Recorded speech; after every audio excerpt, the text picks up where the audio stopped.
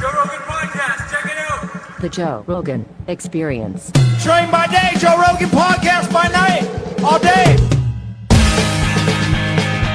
So a friend of mine, who's a giant boxing fan, he sends me this text message. He goes, dude, check this shit out. And it's you training with Rafael Cordero. And I remember looking at it and going, oh, shit, what happened? What happened? Because the last time you were in here, you were talking about how you didn't want to work out. Yeah. Because it would ignite the ego. Hey, let's talk about that too. So, I was discussing with my wife something about me being overweight. You know, when you sometimes want to complain on your wife, you want to take it out on her in some kind of perspective. And she said, well, why don't you just get on this treadmill for 15 minutes a day? I said, she said, just 15 minutes. So it went from 15 minutes a day to 2 hours a day. And that's what you were worried about. Yeah, exactly. But I was complaining about my weight, and so I don't know. I guess I tried on some clothes and it was disastrous. And so I was worried about my weight. And she told me the 15-minute route, and it went 2 hours a day. And I just started losing weight. And then my brother-in-law said, hey, Mike, man, I know you're not going to win, but somebody said, would you fight this guy for like $40 million or $30 million bucks? I said, man, get the whoa. I said, oh, then something, ding. I was just getting ready to get the fuck. I said, whoa. And I said, like, well, who would they like me to fight? And he said, 1 minute. And then it's Bob Sapp. I said, okay. And so I'm saying to myself, well, I know Bob. And I said, ho. Because I know Bob is big and strong. I said, ho, 1 minute. How would they like me to fight him? Can I fight him under the Marcus of Queensberry rules?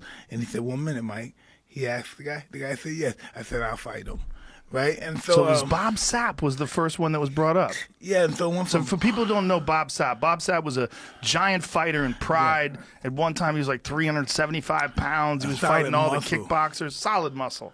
And, with abs. It's incredible, right? And it went from him to somebody else, and another guy, then MMA, then this guy, and then somehow, some other fighters, Vander, then it went from, who else? It was another heavyweight champ. It was just a bunch of guys up there ain't fight.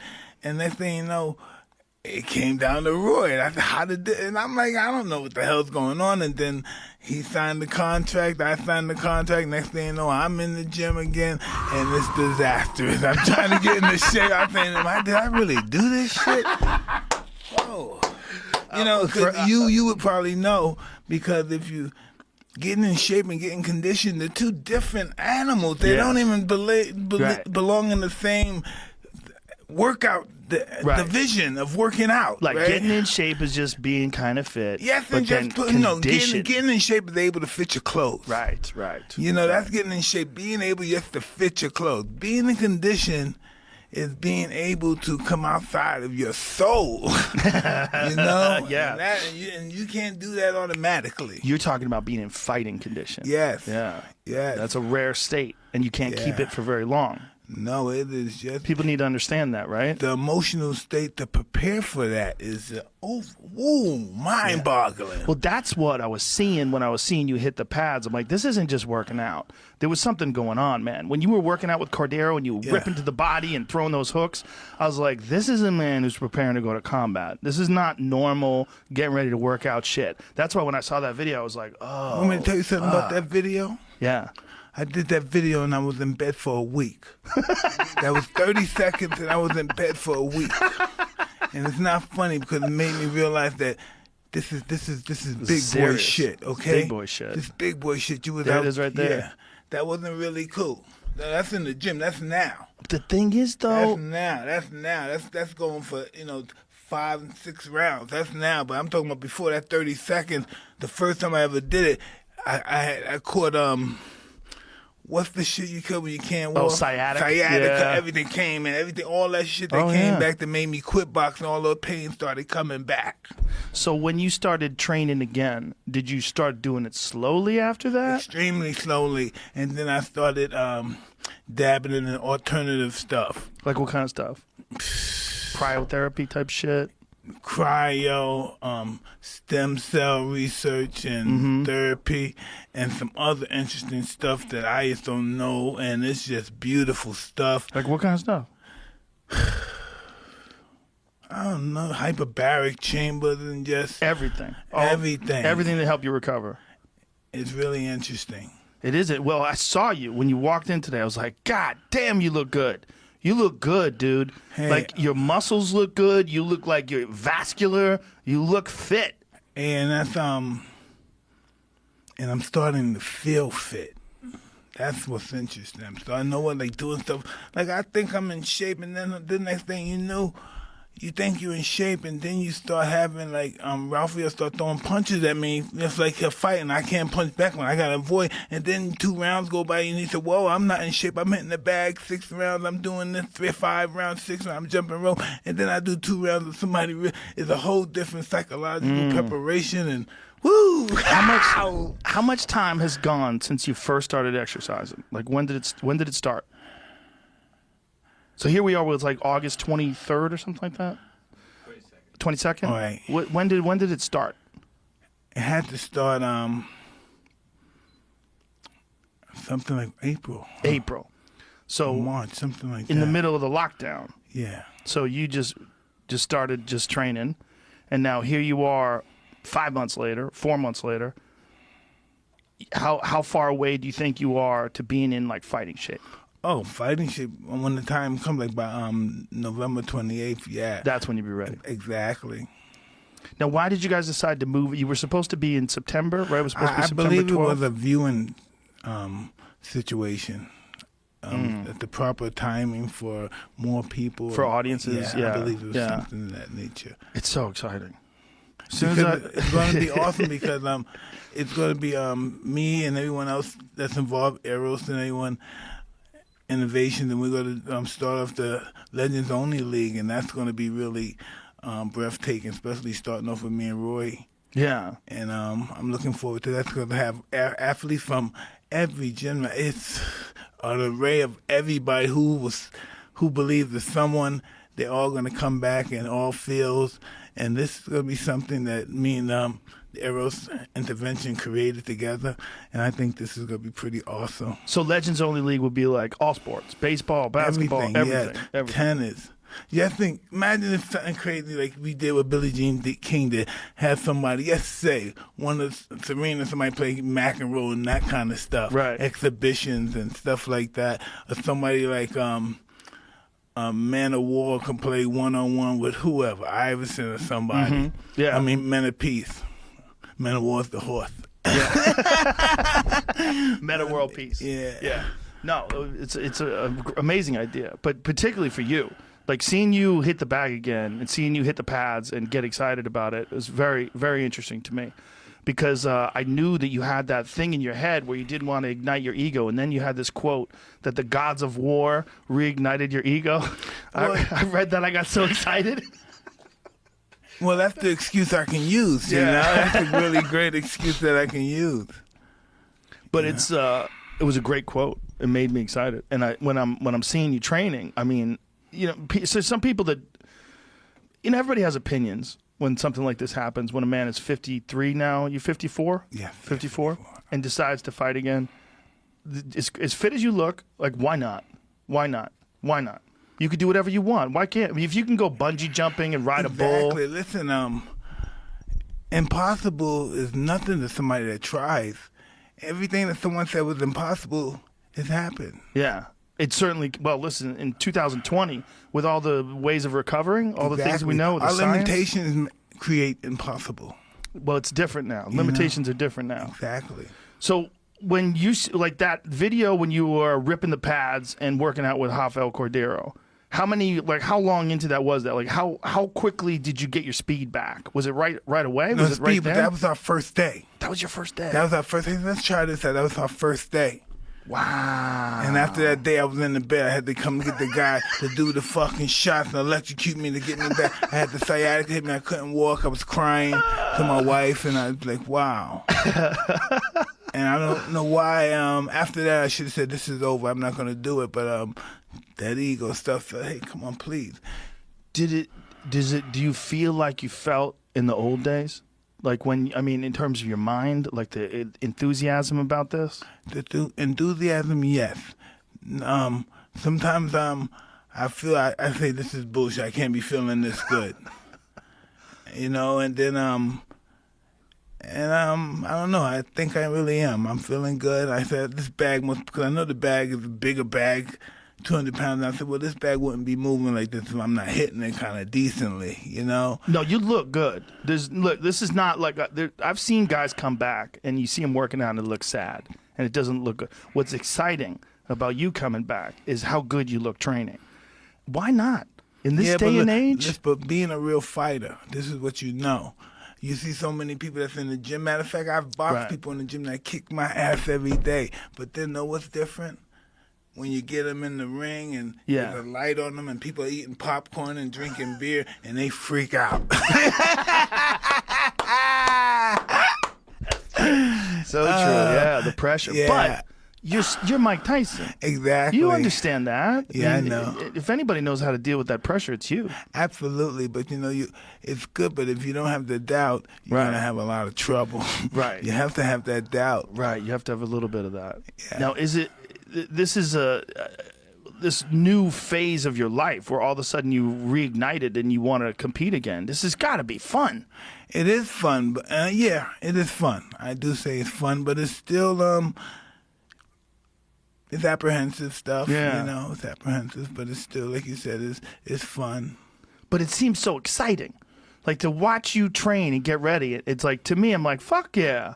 Like, what do you want a man to do? What do you want a man to do? Just sit around, do nothing, just wait, go for walks, do whatever the fuck you want. And if you could still do this the way you're doing it, why not? Hey, I don't understand it either, but I want to do it. I don't understand. I just want to do it, and I feel like I was born to do this stuff. Well, you certainly were at one point in time in your life. But you had moved on to a different chapter of your life. You had completely stopped doing that. You were doing the Tyson Ranch thing, smoking a lot of weed. Have you stopped smoking weed totally? Pretty much, yeah. Pretty much stopped. Yeah, it's going to stop. Wow.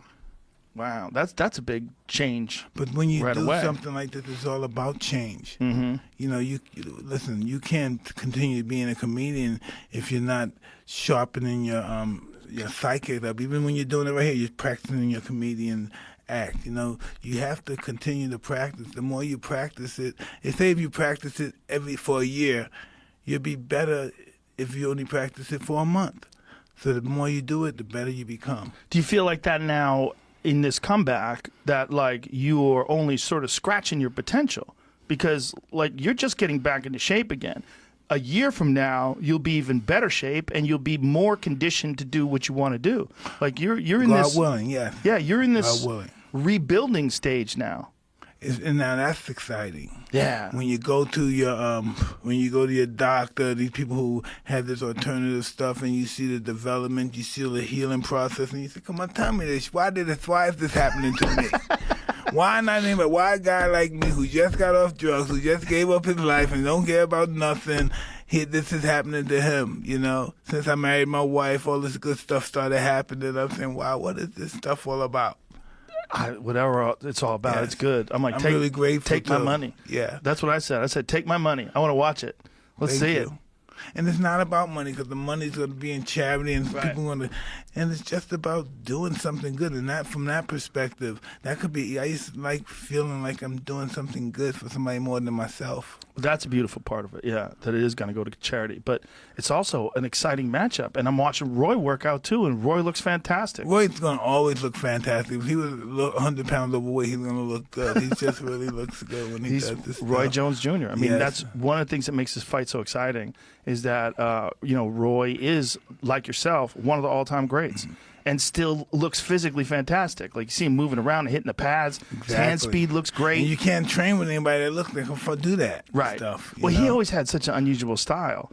With very few jabs. He would throw left hooks instead of jabs.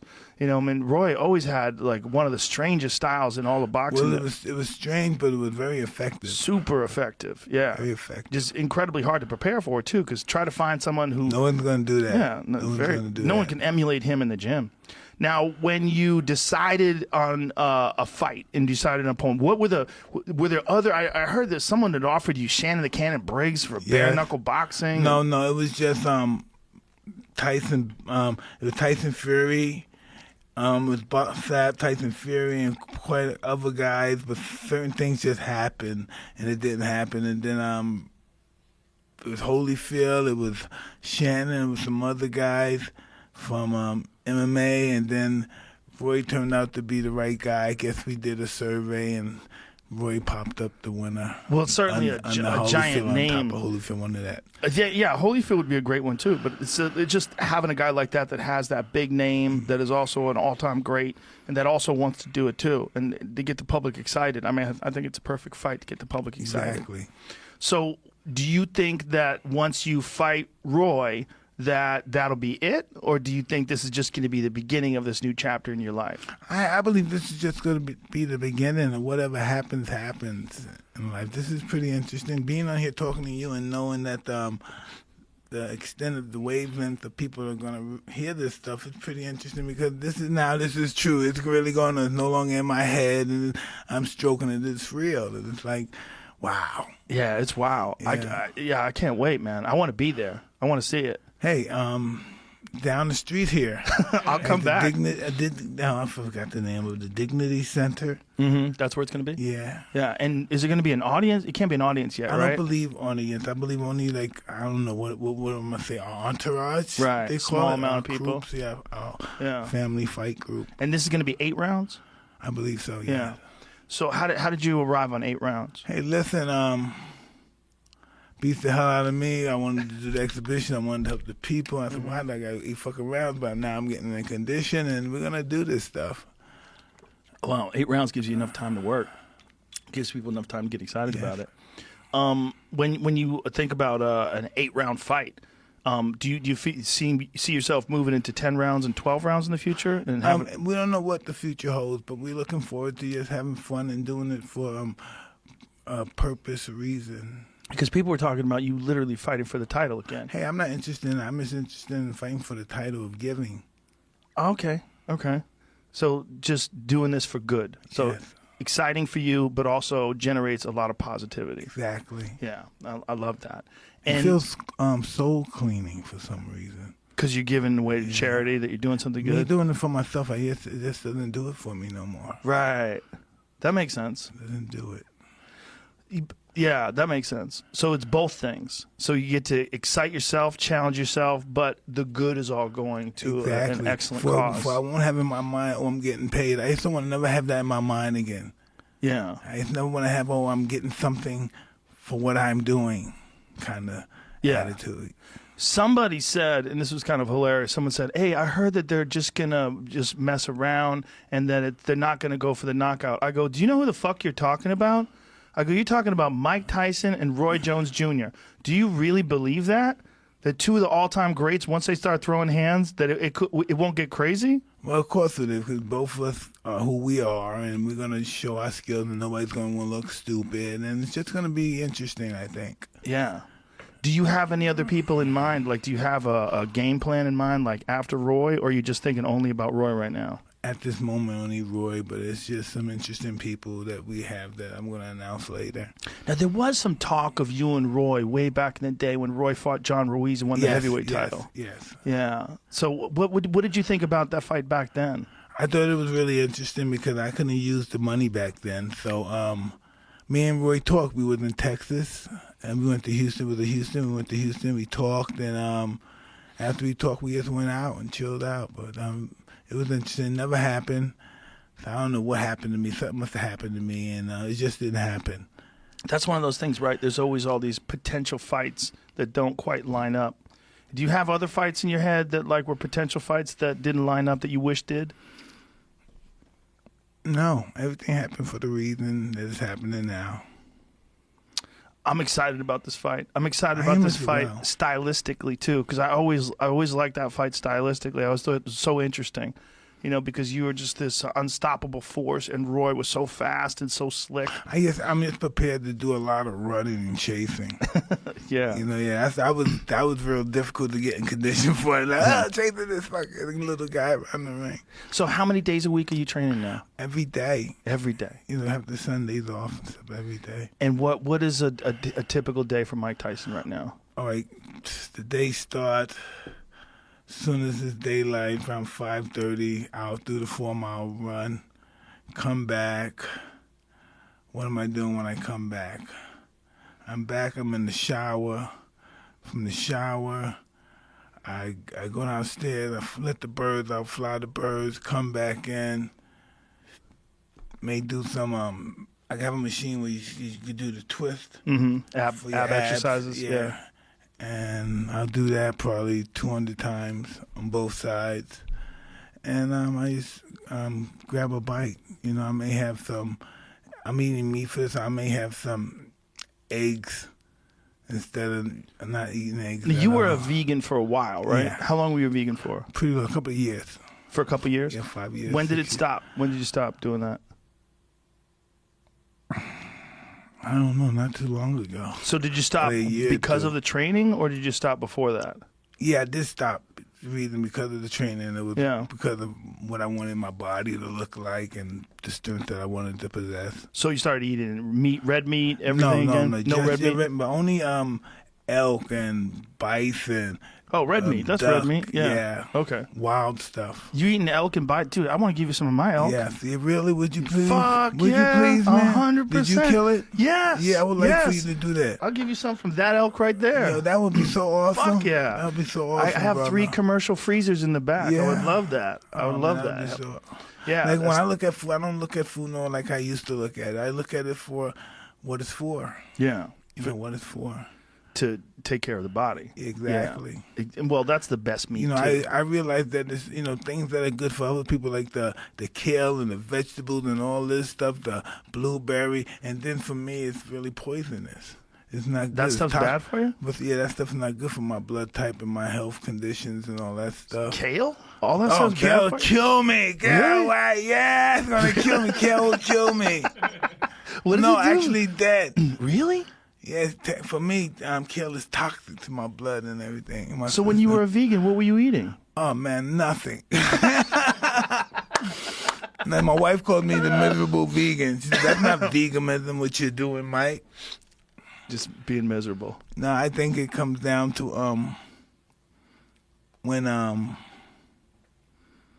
and it's interesting because I've done it when I was with Cuss. I will sometimes just overdo it. Sometimes I go for religious fast for 30 days. I might overdo it. Sometimes I might not eat for the whole day. Instead of just for the daytime, not Right. eating, and I might for a couple of days just not eat. Period. Don't you think that? But that's just your championship mentality, right? Like you're always pushing yourself, even when it comes to something like fasting.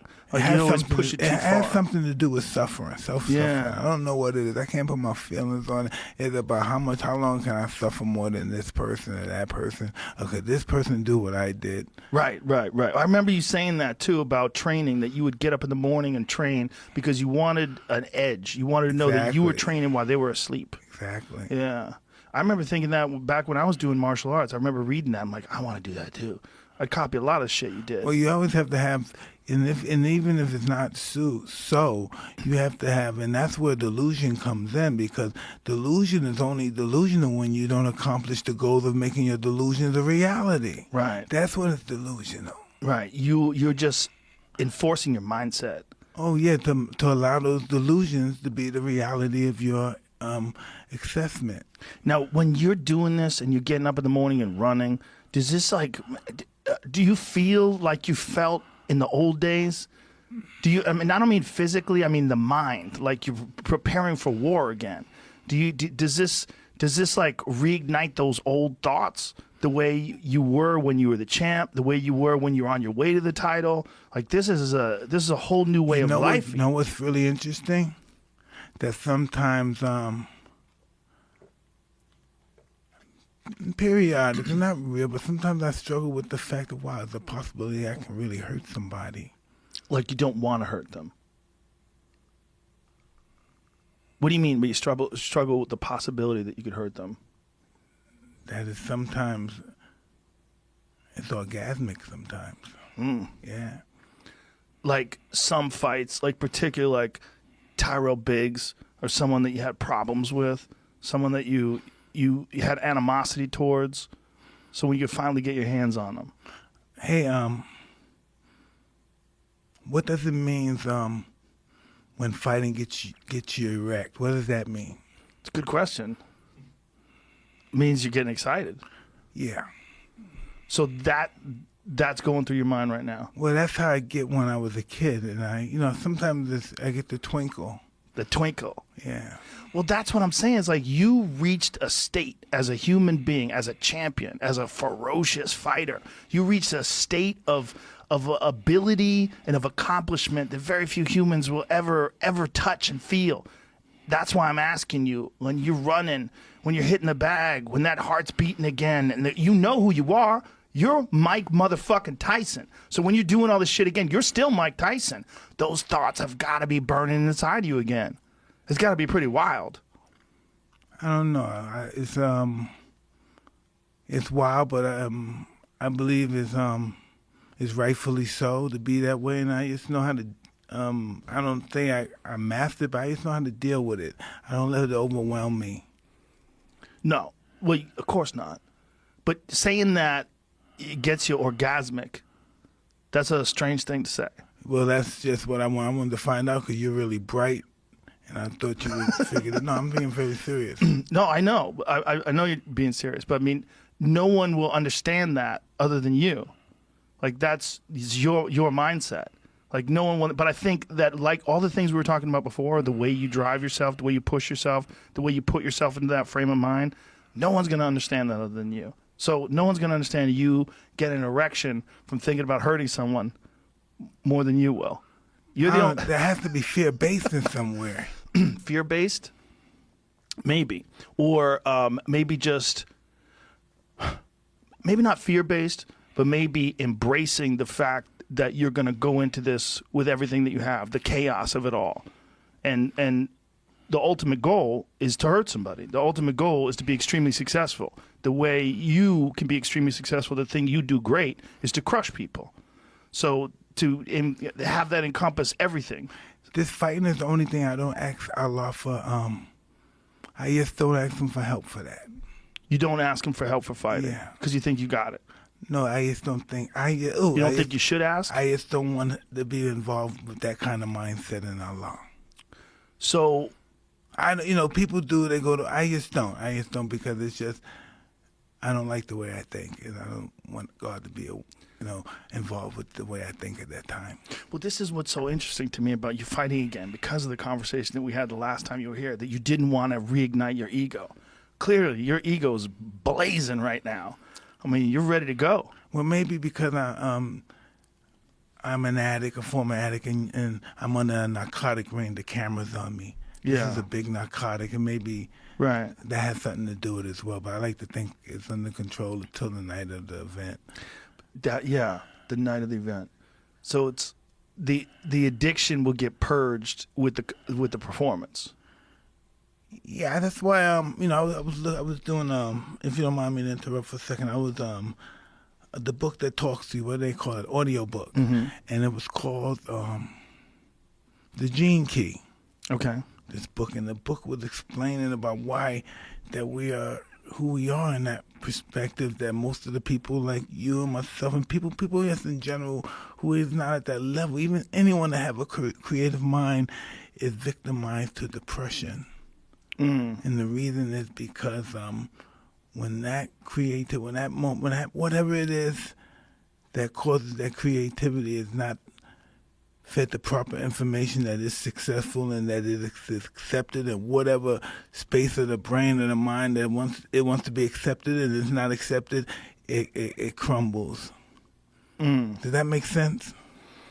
Well, I feel like with someone like you, the highs that you reach in competing, the highs you reach in fighting are so high that it's probably very difficult to just exist outside of that. And I know you love pot for that reason, because it calmed you down and mellowed you out and chilled you out. Absolutely. It made me like myself. Do you understand that? Yeah, I do. It yeah. makes me like myself. Yeah. It gives you forgiveness of yourself. Yeah, I agree with that. Yeah. I never thought about that. I never wanted to be forgiven much because that's really powerful stuff. Yeah. To have to accept forgiveness is really powerful. And to forgive stuff. yourself. Yeah. Yeah. Yeah, it's hard to forgive other people. Sometimes it's harder to forgive yourself. Yes. And marijuana makes you feel like it makes me more compassionate. It makes me more friendly. It makes me want to hug people. It gives me more of a sense of community. Exactly. Right? It makes me like people who I believe did something wrong to me. Yeah, you're like, he didn't fuck It's man. okay. Yeah. He's a good nigga, right? He's my man. Yeah, it's like he didn't mean it. He's just all fucked up, just like man. me. Yeah. But if I'm drunk, I'm gonna blow that breath. Yeah, but Oh God. the fighting thing, that to feed that experience it's a different experience, and it's got to be so hard for a world championship fighter of your caliber to exist with like regular, normal, boring life. You know, when you're training and you're ramping yourself up for a big fight, and then you have that big fight, and you knock out Spinks in front of the whole world, and you're walking around the ring, and you're on the cover of every magazine. That the highs of that, the accomplishment, the training, and then the competing itself is the experience is so alien to most people that when you walk around with regular folks in regular life, it's gotta be hard to exist. No, it's not. It's just that you have to know who you can be at certain times of your life. No one knows who they are, because if you knew who you were right now, you'd be really limited. You know, because life is about change. You're gonna be then 5 years from now, you'll be a different person. Won't be this person. So Right. we're gonna have to develop some kind of emotional intelligence and just learn to, as time goes on, grasp what's ever going on and just form with it. As it changes, you change with it. Because it's very difficult when times change to change with the times. Right. And you have to be conscious of that. And the times is not the people around you. The time is the development and time you have left on this planet that you have to develop who you are. How difficult is it to make that change, though, to become a different person other than a world championship fighter? Like when you decided to stop, was it difficult? Well, time will make you that person. Time will. Yeah, time will make you that person. What is time? I don't know. Right. But time has also made you that person again now, though. Now it's reignited. Now new time has come, and now you're training again. Exactly. But I think this is done mostly for my health, for my mortality more than anything. Subconsciously, I think. That's what's the reason why I did it, just to be get in healthy. shape, to be healthy. And then this stuff goes on, then this, and then I meet a doctor and say, hey, you should do this and this, and you should try stem cell. I'm like, you never tried stem cell? But this is what really got me interested in this stuff. I interviewed, which I like to do you as well, on my podcast. If you're licensed to do it, your contract won't let you do it. For sure. So I had the opportunity to talk to Ken Shamrock. Okay. And so he came in, and I looked at him, I said, fuck, he looked incredible. What the fuck? Hey, what are you doing right now? Why you look like that? How'd that happen? And he said it was in Colombia, and I said, where? And I'm going tomorrow, right? But I had some people nearby that I happened to be introduced to, and they were on, they're on the top. Oh, they're really. Is that bioaccelerator place down in Colombia? Is that what it is? I didn't go there. Is that where Henry Cejudo went? I have no idea who went there. I Oh, have no okay. idea You where didn't it's go. at. I just Okay. knew it was in Colombia. And I met some other people who were just on top of their game with this anti-aging, all this stuff that's going on with this alternative stuff also. And so I met these people, and it was just amazing stuff. So you're able to now train all these days a week. You have like how many months in now? You're solid since April. Yes.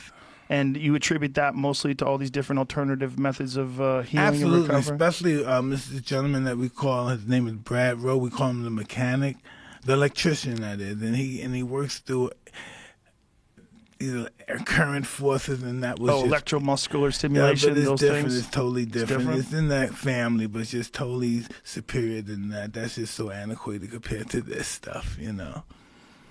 So you were talking about your ability to you run in the morning, and Yes. now what's the afternoons like? What are you doing in the afternoons? That's when I'm training. Around 1 o'clock, I'm in the gym. I'm doing the training.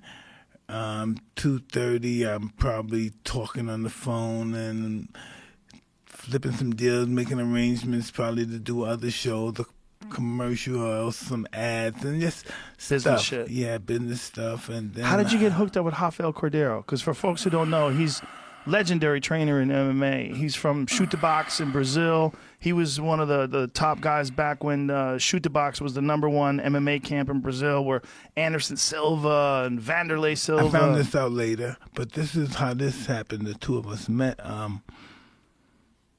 I said, hey, I like to hit the mitts. You think I can hit the mitts with somebody? Think you got somebody around that can hit the mitts? I was getting ready to go to Freddie's gym. Freddie Roach? Yeah, and then someone said they had Raphael. And I said, okay, let me check him out. And he was just perfect. Is he near you? Does he live near you or something? He lives in Laguna. I'm in Newport.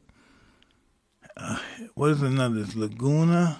It's close enough. Yeah. Yeah, that's close. That's real close. So he's there, I believe, in, yeah. He's a great trainer. We just came from Vegas and stuff. We just hanging out, had to go someplace. And he's just cool. I met him before the pandemic, but we came before the pandemic. We were in Vegas, and we met, I guess, at the one of the UFC fights. Mm-hmm. And then I met him over here, and I was saying I want to hit the mitts, and then that's how we got back together. He's a great man, like a good person. No, the reason why I kept, not necessarily because he was awesome with the mitts, because he brought so much peace and love and stuff to the whole family, the whole camp. He's a beautiful man. His image, his energy is just awesome. Yeah, he's got great energy. He's beloved. Yes. Like in the MMA world and all the people that he trains with, everyone loves Rafael Cordeiro. You can't find a person to say a bad word about that man. Oh, man, he's so awesome. And he's a very good trainer. And he also was a guy, like that style, that shoot box style, they were very aggressive. And I was like, oh, well, that actually makes sense. Him and you together. Yeah, when we do drills, the drills are what's going on. When we hitting the mitts, it's hey, hit the mitts, pop, pop, pop. It's boom, we're moving. It's always action, boom. Yeah. Heart beating, heart breathing, and we're just working at it. Yeah, I'm watching and I'm saying it's interesting because he's got you doing a lot of like side to side and angles. Oh yeah, listen, I do 8 rounds on the bag and I do 4 rounds with me and him moving. Woo! You feel that heart goes. That's that bag work. What was that bag? Was that even really workout? Yeah. He said, was that really even a workout? What was that to warm me up for this? What was that about? You don't even know that existed after you did those 4 or 5 rounds. So when you go from April, when you first started doing it again, to now, how much better do you feel? Listen, that was just a joke at the beginning. Right now it's really perking up. It feels like real training. Yeah, it does. It's taking that deep breath. Do you feel like you could train as hard as you did back when you were in your prime? Well, listen, you have a tape here, don't you, that we could look at? Is there a film? Did someone send do you have a film of my tape of me hitting the mitts in my prime and see me hitting the mitts now? I bet we do. I bet you can look at me hit the mitts in '88 and let me hit the mitts from last week, and you tell me. No, listen, I'll tell you. Yeah. You look fucking fantastic. Yeah. That's what's interesting about it. I said, wow, that's me. I said, look at this. Yeah. It's just I had more endurance back then than now, but now I'm catching up. Well, that's what it's interesting about it. It's not like watching an old fighter that has lost it, that's just trying to compete. It's like watching an old fighter regain those old skills. Like, you look great, man. That's what's crazy about it. I'm just going to work on this and work off it and keep working on it and see where this goes. It's so exciting. I love it. Love it. When I announced this is Johnny Ryan, the guy that works with us in Arrows and stuff. When we announced the fights, we got in 2.5 billion hits. I'm serious. I believe it. No, this is going to be a huge fight. I mean, this fight is probably going to be one of the biggest fights of all time in terms of pay-per-view, in terms of people buying it and watching it. There it is. There's a great video. In terms of helping people as well. Of Roy and you training together. There's a compilation. It looks like somebody speeded my goddamn film. My mother-in-law said they speed that up, and my wife said I said no, I think they did not. That's the electrician. Oh, the electrical muscular stimulation shit. Yeah. No, it doesn't look like it's sped up. It looks like you still have the speed. That's what it looks like. That's what's so exciting about it. With a King's MMA shirt on. Yeah, that's It's so exciting.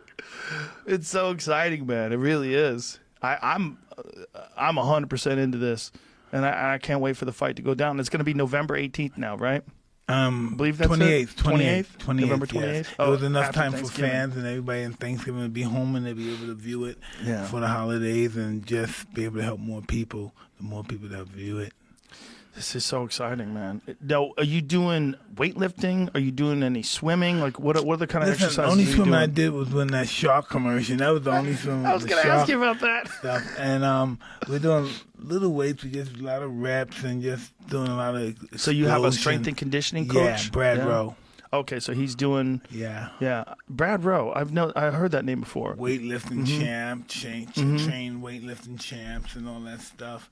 And he's just an awesome person. And we just kicking butt. And how many days a week are you doing strength and conditioning along with your running and your from boxing training? Monday to Friday. I think we do Wow. Saturdays too. I say, hey, I'm bored. Let's just go Saturday and work. Wow. How good does it feel to get back in shape again, man, and to look great? Hey, it feels awesome, but there's nothing easy about it. No. You know, getting in shape is not easy. It's continuous stuff. It's consistency. There it is. There go big old Brad.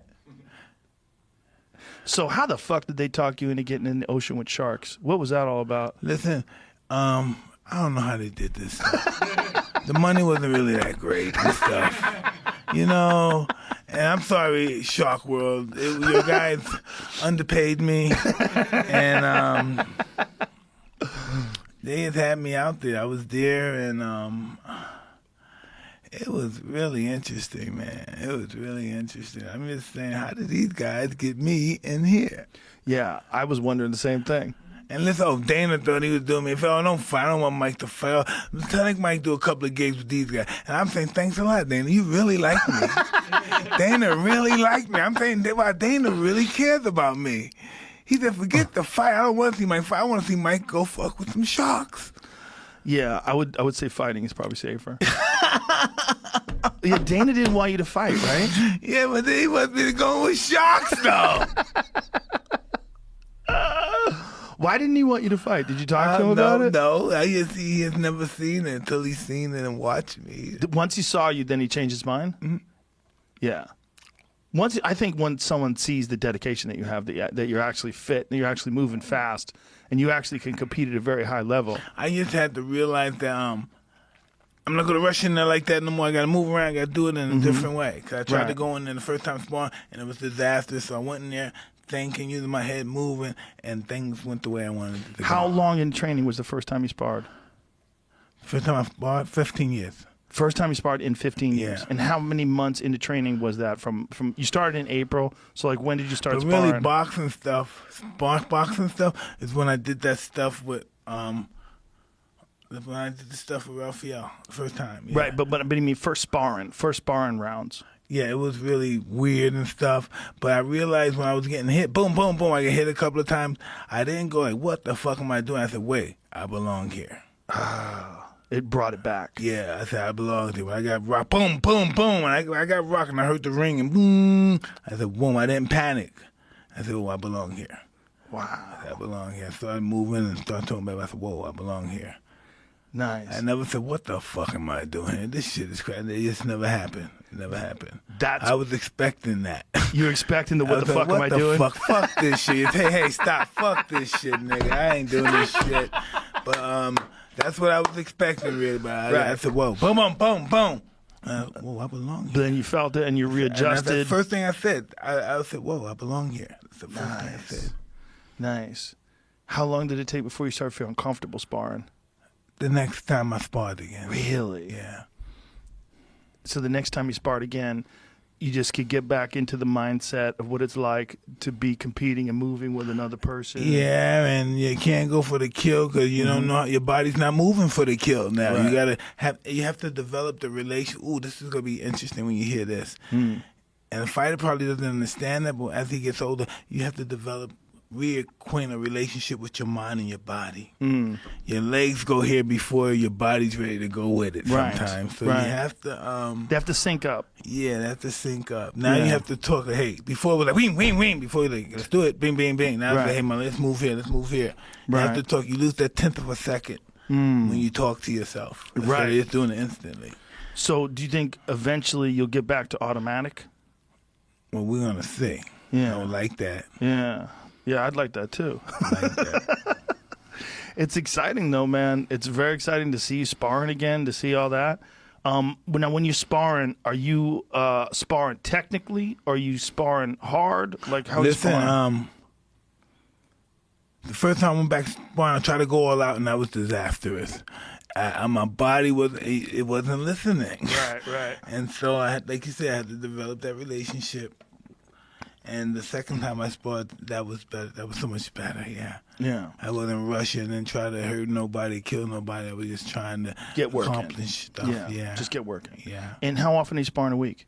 When I go back to sparring, I like sparring every day. Really? Every I do. day? Yeah, because the more you do it, the better it is. Right. The more your timing is, the better Yeah. you feel. What are your thoughts on, like, some people think that you could spar too much and you leave too much in the gym because you get hit too much in camp?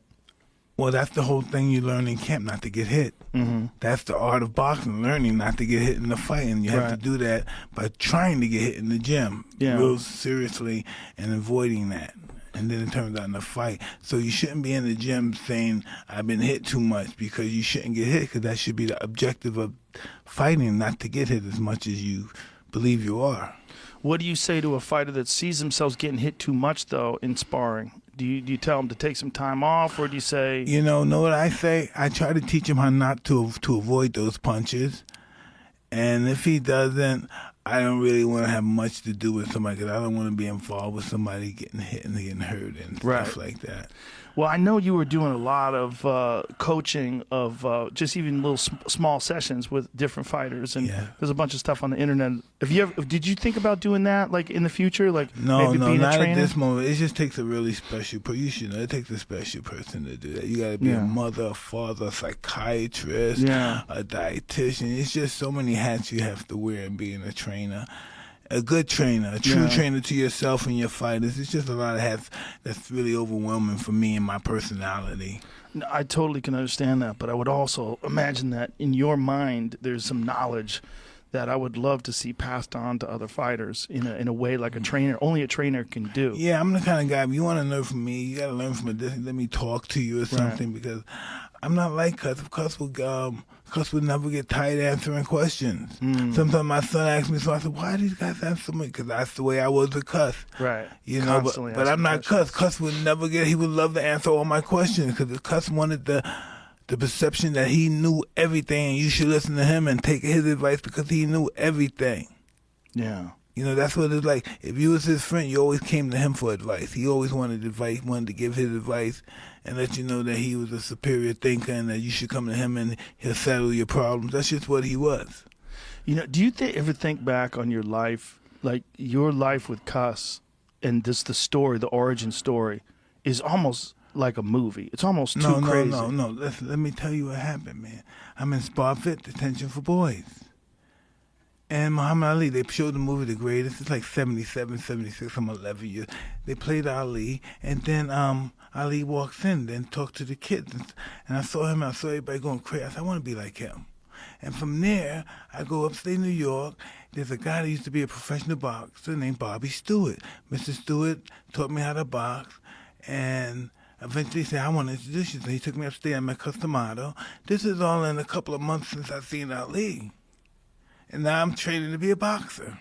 Crazy. And you were 13, right? No, I was, I would think I was 13, yeah. Look, that's like 13. It's like a movie. I knew I was going to be successful.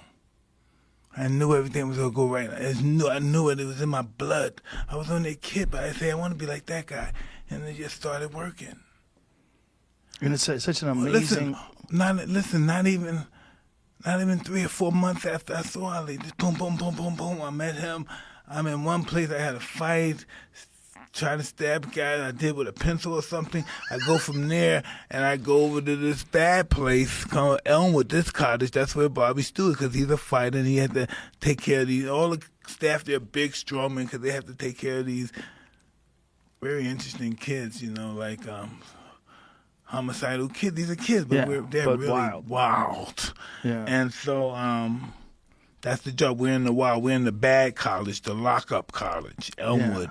And so we have the bad remedy. That's the crazy kid college. Gets the lockdown. No one can go outside like we. They got to be handcuffed when they leave the cottage and stuff. And so that's where I've gotten my tutelage. That's where I learned to go to school. That's where I've learned everything in this bad boy place. This place where all the bad kids at. And since they had to have extreme kind of guards there, security, Mr. Stewart was a professional boxer, and he would teach the kids how to box if they behaved themselves and got on a certain level in which you can go back there and box. And guys were coming back to their dome. I was locked up. I was on the level to go to because I had just got there, so they put me in the back. They lock you up to. They see what kind of person you are, so they put you in the group. And I see these guys coming back with their eyes busted, teeth knocked out, their ribs sore, but they were happy. They're laughing about this. Yo, he fucked you up. Yo, man, but you almost got him. And I said, yo, what's going on and what's happening? They said, yo, we're fighting Mr. Stewart, we're boxing Mr. Stewart and stuff. And they're happy with them bleeding, tooth knocked out there. But they were happy and it was enthusiastic. And I said, I wanted to do that too because I wanted to be tough. And so Mr. Stewart, I talked to him. He didn't want to teach me. So I started cleaning and being a real nice kid to everybody because I wanted to learn how to box. All the kids were happy. And he started teaching me how to box. It's crazy that you met Cuss, too, because out of all the people that you could meet, no one was better at the psychological game. Oh, I would never been the champ if I wasn't from Cuss because he put stuff in my mind. I started thinking about myself being these people, visualizing myself being, I don't know, great or somebody. I've never done that in my life. I've never heard, not even in the ghetto, somebody say this. Like, I said, wow, he's great. Like, I'm talking about, like, Holmes. I said, wow, he's incredible. I said, why is he incredible? I don't think he's that incredible. Why shouldn't you have that? Why should he have that and not you? I've never heard somebody say that to me. But Cuss was a master at the psychological game. Master. Like, you would hear him talk about things, just reading the things that he's written about the psychology of fighting. He was the perfect guy for you. It was almost like the stars aligned. That's what I'm talking about. Yeah. It really is like a movie. It really is like it all lined up. And plus, physically, you were so unusual. You were so unusual, so gifted. I mean, even when you were real everybody young. told him that he can't be heavyweight. He's too small. His arms are too short. There's no way in the world he can be too short because he's too small. These guys are 225, 230. Well, obviously they were wrong. Big time. But it was also, you might have been short, but you had the best style, and Cuss developed that with you, the best style to deal with the fact that you were shorter. The bobbing and the weaving, the constant pressure. Exactly. But I believe style is relevant. I believe it's the morale behind the style. Mm-hmm. I think success in fighting in life is about desire and the will. Yeah. How bad do you want it? Is it worth dying for? That's his true greatness, is the willingness to die. So is this thing worth greatness? The mindset that he instilled in you and the way he gave you the tools in order to think about things in a way that fueled that mindset. Yeah, but that doesn't do good in the real world, though. It really is really disastrous in the real world. Right. You know? Yeah. That That is true, with right? that too, yeah. Yeah.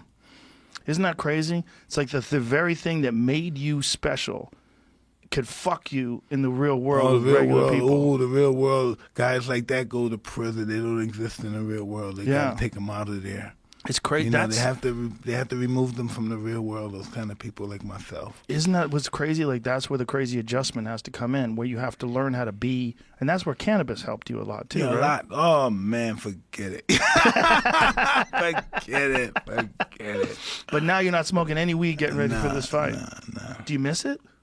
Well, I understand the discipline of this stuff. But Yeah. what I don't like about it that is just that without cannabis, it doesn't matter I just get mean. Yeah. I don't like the mean stuff. Like Right. I don't like I might snap at my wife or my kids. That's what I don't like. Right. What? Right. Well, I see the sparkle in your eye Yeah. again. It's a little different right now than the last time I was talking to you.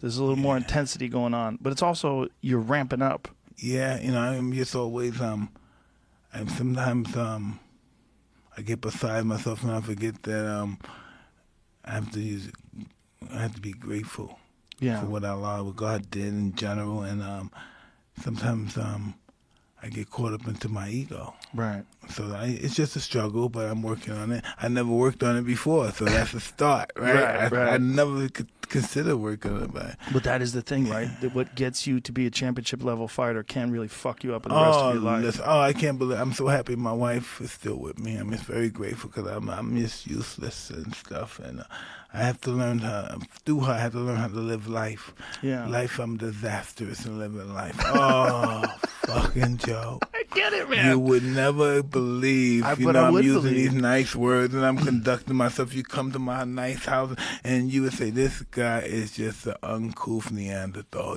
So I just listen to my wife. People think it's stupid. I listen to this, right? So she told me before I came in, be kind and be nice to everyone. Be kind and nice. Because I don't eat most of the time.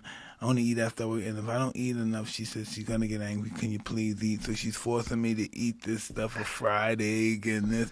And so I said, okay, I eat. But she's right because of the time we've been married 11 years.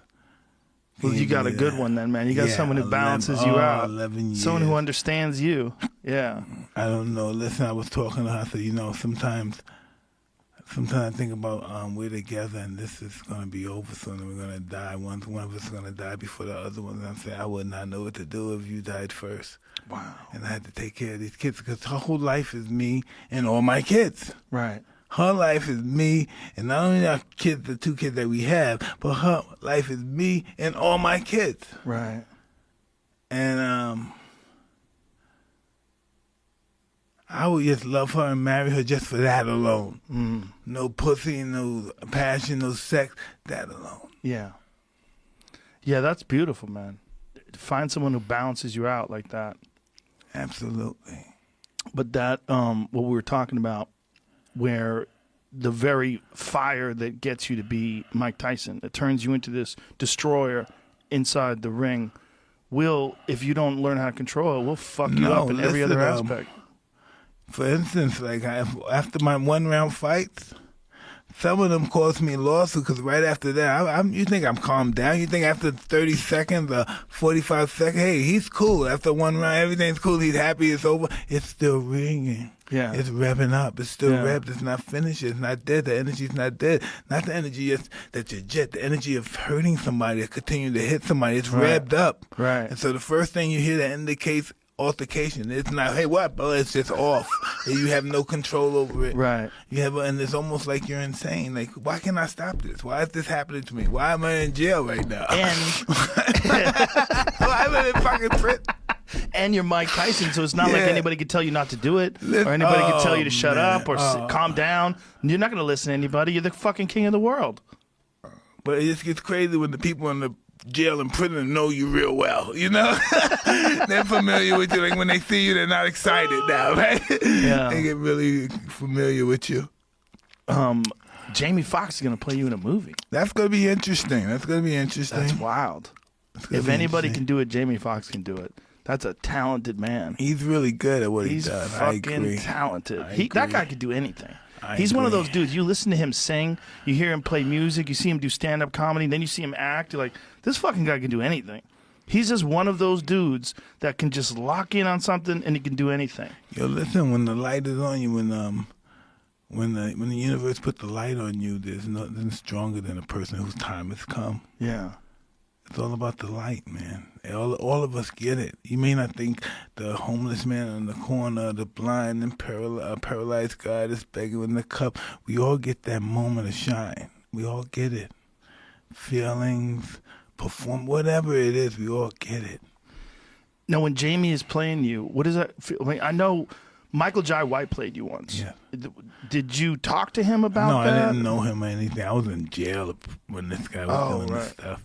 Do you know Michael Jai? I met him a few times. He's a great guy. He appears to be. Very, very nice guy. I've known him for a long time. And very respectful guy, too. But was it weird watching someone play you? Big, man. No. No? No. It's just that ego shit kicks in, so I'm watching it. And he had some good qualities in it. He did some really good stuff that I thought. But the stuff that he did that represented me, I don't think people even picked up on it. Like what kind of stuff? It's the way he moved his head. Yeah. People don't know I crack my neck all the time. Yeah, what was that about? You were always doing that. No, know what had happened when I had fought Bone Crusher Smith. He had hit me, and the next thing I don't know, I had a crick in my. I couldn't stop. My neck was messed up, so I had to go in to a chiropractor. I don't know what the heck was wrong with it. It was So a that was nerve. what it came from? Nerve. It was a nerve. From the Bone Crusher Smith fight? Well, that's what I started doing it. Oh, wow. I had some nerve. It was a nerve that was I had to, and then if I had to keep. Did you ever have neck problems? Like, you need surgery or anything? Yeah, I had surgery in my neck. You know why?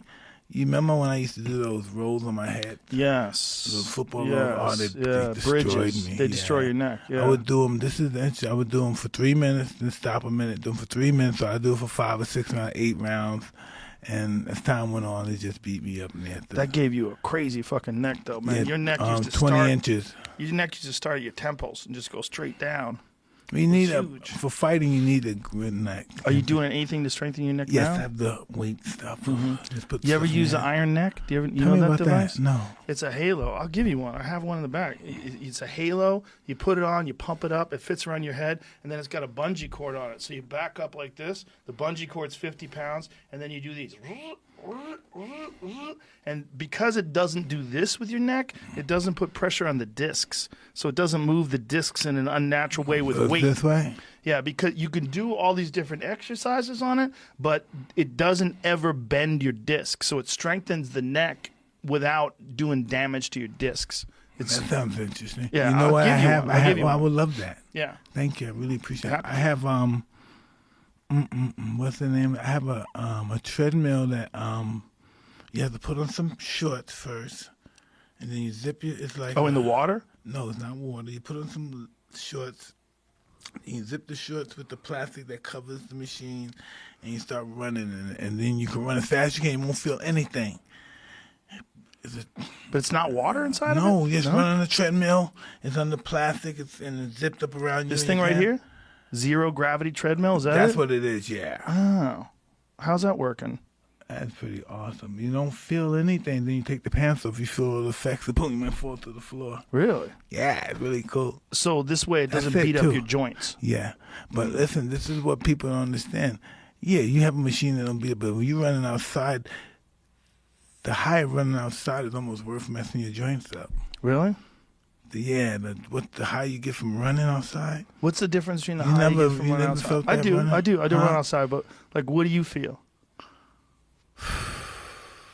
Man, it's just I can't even articulate. Between being outside running and it's like night and day. So like, Being inside a house on the treadmill and being outside running, it's like night and day. You can't even compare the two. is it because you're moving, you're traveling distance? Is it because you're breathing in the fresh air? Like, It's a spiritual difference. mm, It's just a spiritual difference. Running, hearing the birds, hearing the whatever it is, the animals running through, breaking the sticks and the weeds. You know, you're just conscious of everything. right. It's real running as opposed to just Exactly. exercise on a machine. Exactly. Yeah. Even if you have a headphone on, you're still conscious of everything out there. Now, have you talked to Jamie Foxx Yeah. while he's getting ready to do this? I talk to Jamie just periodically all the time. We don't even talk about the film. Really? Yeah, we don't talk about it. Now, he's getting bulked up, too. He's getting jacked. He looks huge. I just wait till he's finished. When is this supposed to take place? Do Hey, you know? whenever he's ready, I guess. Oh, wow. That's wild. So when he gets ready to do it, is he going to hang out with you and try to take on your mannerisms? Or Well, he's known me for quite a long time, so he knows my mannerism. He's not gonna. If I died, he can do me. Right. Pretty much, you know. So he wouldn't have to be around me. Do you want to help him? You want to give him any pointers or Whatever anything? he wants, whatever help and what areas and what direction he needs me to help him in. Yeah, It's a if I'm great. capable of doing it. Yeah, If you're gonna have someone play you, I think he's the perfect person. he's just good, and there's other guys too, but he just knows the real. He has been there. You know, it's hard to get a guy that's just 20 years old, and then we're gonna have him portrayed as a 25, and he just never get it right. When somebody understands the environment that they lived in at that particular time, and they create that environment again in their mind once they're under the influence of that person they're portraying, Jamie's gonna just knock it out the park. No, he'll knock it out the park for He, sure. he understands that environment and that chemistry. He's gonna reconnect.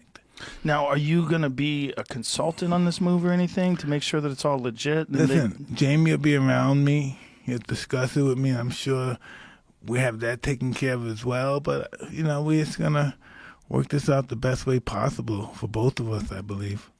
Now, when is that? Is it supposed to follow you when you're a young man, or is it supposed to be you as a champion? Well, we're not going to talk about that right now. It's going to be a bunch of stuff, but you're going to really dig it. Oh, I'm going to tell sure. them some really interesting stuff. So you're saying that the running outside, it's worth it just for the spiritual difference. It's worth the beating up on the joints. Does it fuck with your joints? Do you have like knee problems or ankle problems these days? Hey, I do, but the guys I work with, they take care of that right away. It's almost like, I don't know. It's like, I don't know, I want to say healing like I'm 18, but it's almost like putting super glue on your joints. All right? Like super glue and it gets stuck in your finger, like, oh, fuck, I got the super glue. Remember that time you put it on and it gets stuck in your finger, like, God, you can't get it off. It's like super glue on your It joint. is interesting what they can do today. Like, you could heal and recover way better than you ever could before. There was no 54-year-old men that looked like you when we were kids. No. Jack LaLanne was the only one. Yeah, and even Jack LaLanne, I mean, he was kind of fit, but he was just fit because he was disciplined. Yes. Because he continued to exercise deep into his discipline 90s. is what it's all about. Yeah. I don't care how good you are in anything. You don't have discipline, you ain't nobody. Right. You're nothing without discipline. Because you give up under the slightest struggle without discipline. 100%. And that has to be something that you also learn from Cuss as well. I don't know what discipline is. I don't know what discipline. He told me discipline is doing what you hate to do, but do it like you love it. Doing what you hate to do, but do it like you love it. That is a great quote. Mm-hmm. And if you can do that, you could be successful in anything. You normally are. You'd be the best janitor in the history of janitors. Yeah. And I just use that for a perspective, not just putting the janitors down. Yeah. The best of it. I know what you're saying. When all is said and done, I would love it if someone sat down with you and made maybe a book of all the things that Cuss taught you. I don't know. All those things that Cuss taught me, and nowadays would not be cool. In what way? I don't know. Cuss was born in 1908. In 1908, they had a different opinion of people having opinions like women and stuff like that. And Cuss believing that he cared for the downtrodden people and this and that for the blacks and Latinos and Irish people who are being abused by the Irish people of that time, which is crazy. He really was that guy. He was the guy that fought for the people that didn't have anyone to fight for them. He was just that guy. He wanted to be that person. He wanted to be a person that people looked up to, and he was the boss and stuff. He just wanted to be a person. And when I read his book and I found out about him, he was successful his whole life. He was always the guy in the neighborhood that people came through to settle beefs and talk things over with and loan people stuff and help people out. And he liked being in that position of being able to teach people something, what he believed was teaching them something. He knew so much about the human mind. Well, when he died, this is very interesting. When he died, and then Camille was that I lived with him and Camille. And we went out and cleaned the room, and when I saw in his room, I saw all books about psychiatry and the mind and everything, and mystic stuff and all that stuff. And I said, this is what he was really about. He believed he was a mystic believer as well. He believed in Zen and the art of archery and all that. He had those books, and he was just a believer in more than what we saw. Yeah. It was more than what we could physically articulate going on with us as human beings, or what we are called. When you sit back and you think about your career and how fortunate you were to run into that guy, I mean, how much did that play a part in your mind? Like when you knocked out Trevor Berbick, became the youngest ever heavyweight champion, when you're thinking about that, did you ever stop and think like, man, how lucky am I that I ran into that man? No. He said he summons me. He summoned you. Whoa. Makes sense. I mean, you think about a man whose life work involved psychiatry, involved the mind, boxing, hypnosis, training all these boxers. Floyd Patterson had all these great fighters, and then he wants one great one before it's over, and he summoned you. No, he wants an animal. An animal. He summoned you. What'd that feel like for you? Does it make sense? No, I believe what he told me. Yeah. I mean, I don't know if I believe you could summon someone, but goddamn, that seems like it's real. Yeah. That seems like it's real. I don't know. I think you can do whatever you believe you can do, if you really believe it. Yeah.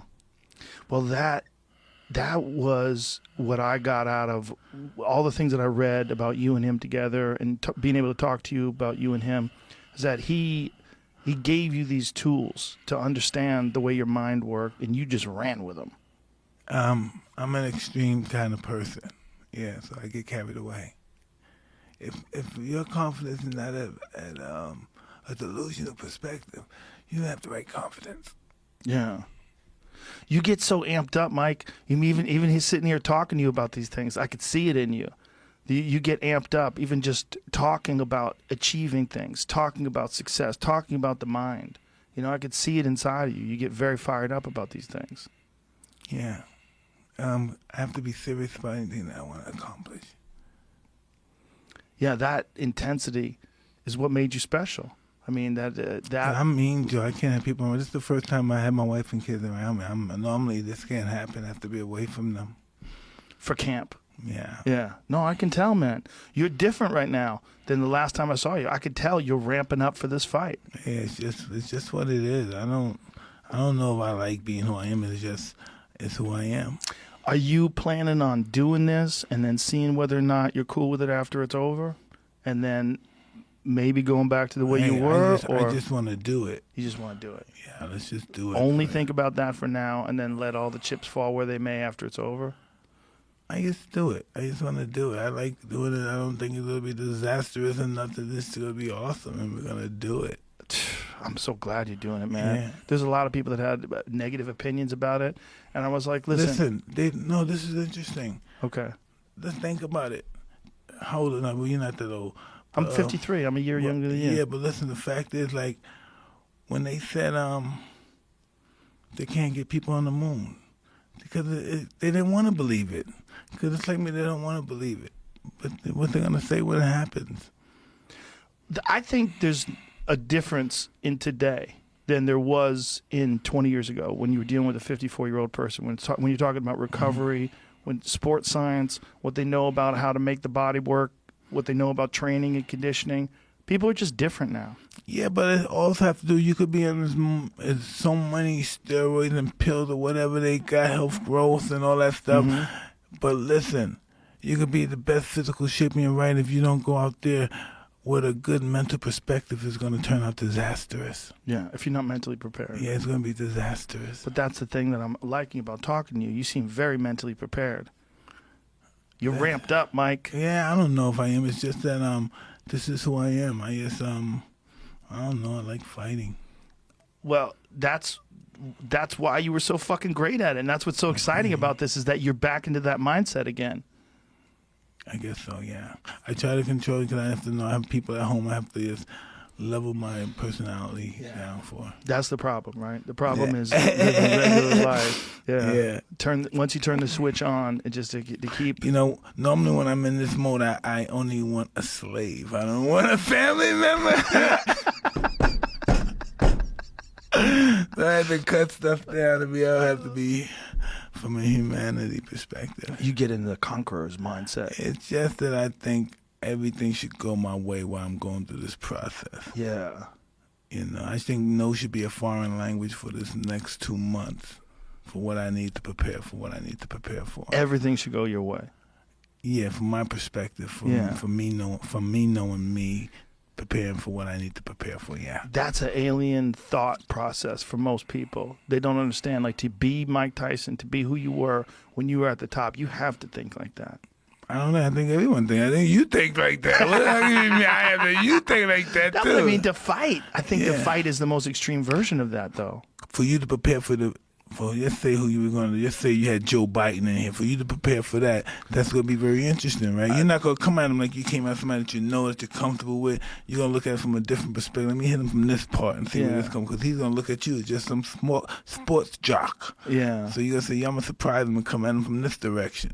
That's just how we think, the competitive. We don't want nobody to think what we are. We wanted them to have a little bit of figuring out process of what we are. If I had Joe Biden in here, I think I'd get really high before I talk to him. Oh, that would be beautiful. I think he would be high, too.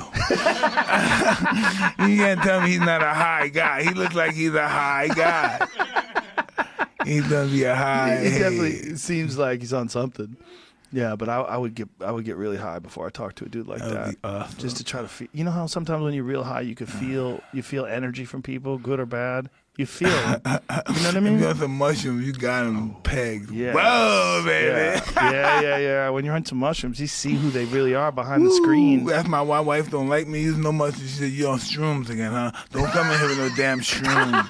Shrooms and DMT. Don't mess with shrooms and what's that chunga. Don't mess with no chunga and shrooms. That's a no for me at the house. Don't bring that shit home. Yeah.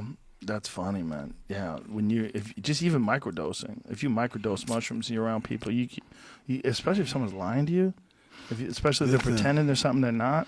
Listen, I've done mushrooms alone before. I used to do like a bag a day. And then when I stopped for like 3 months, and I said, let me just do a little.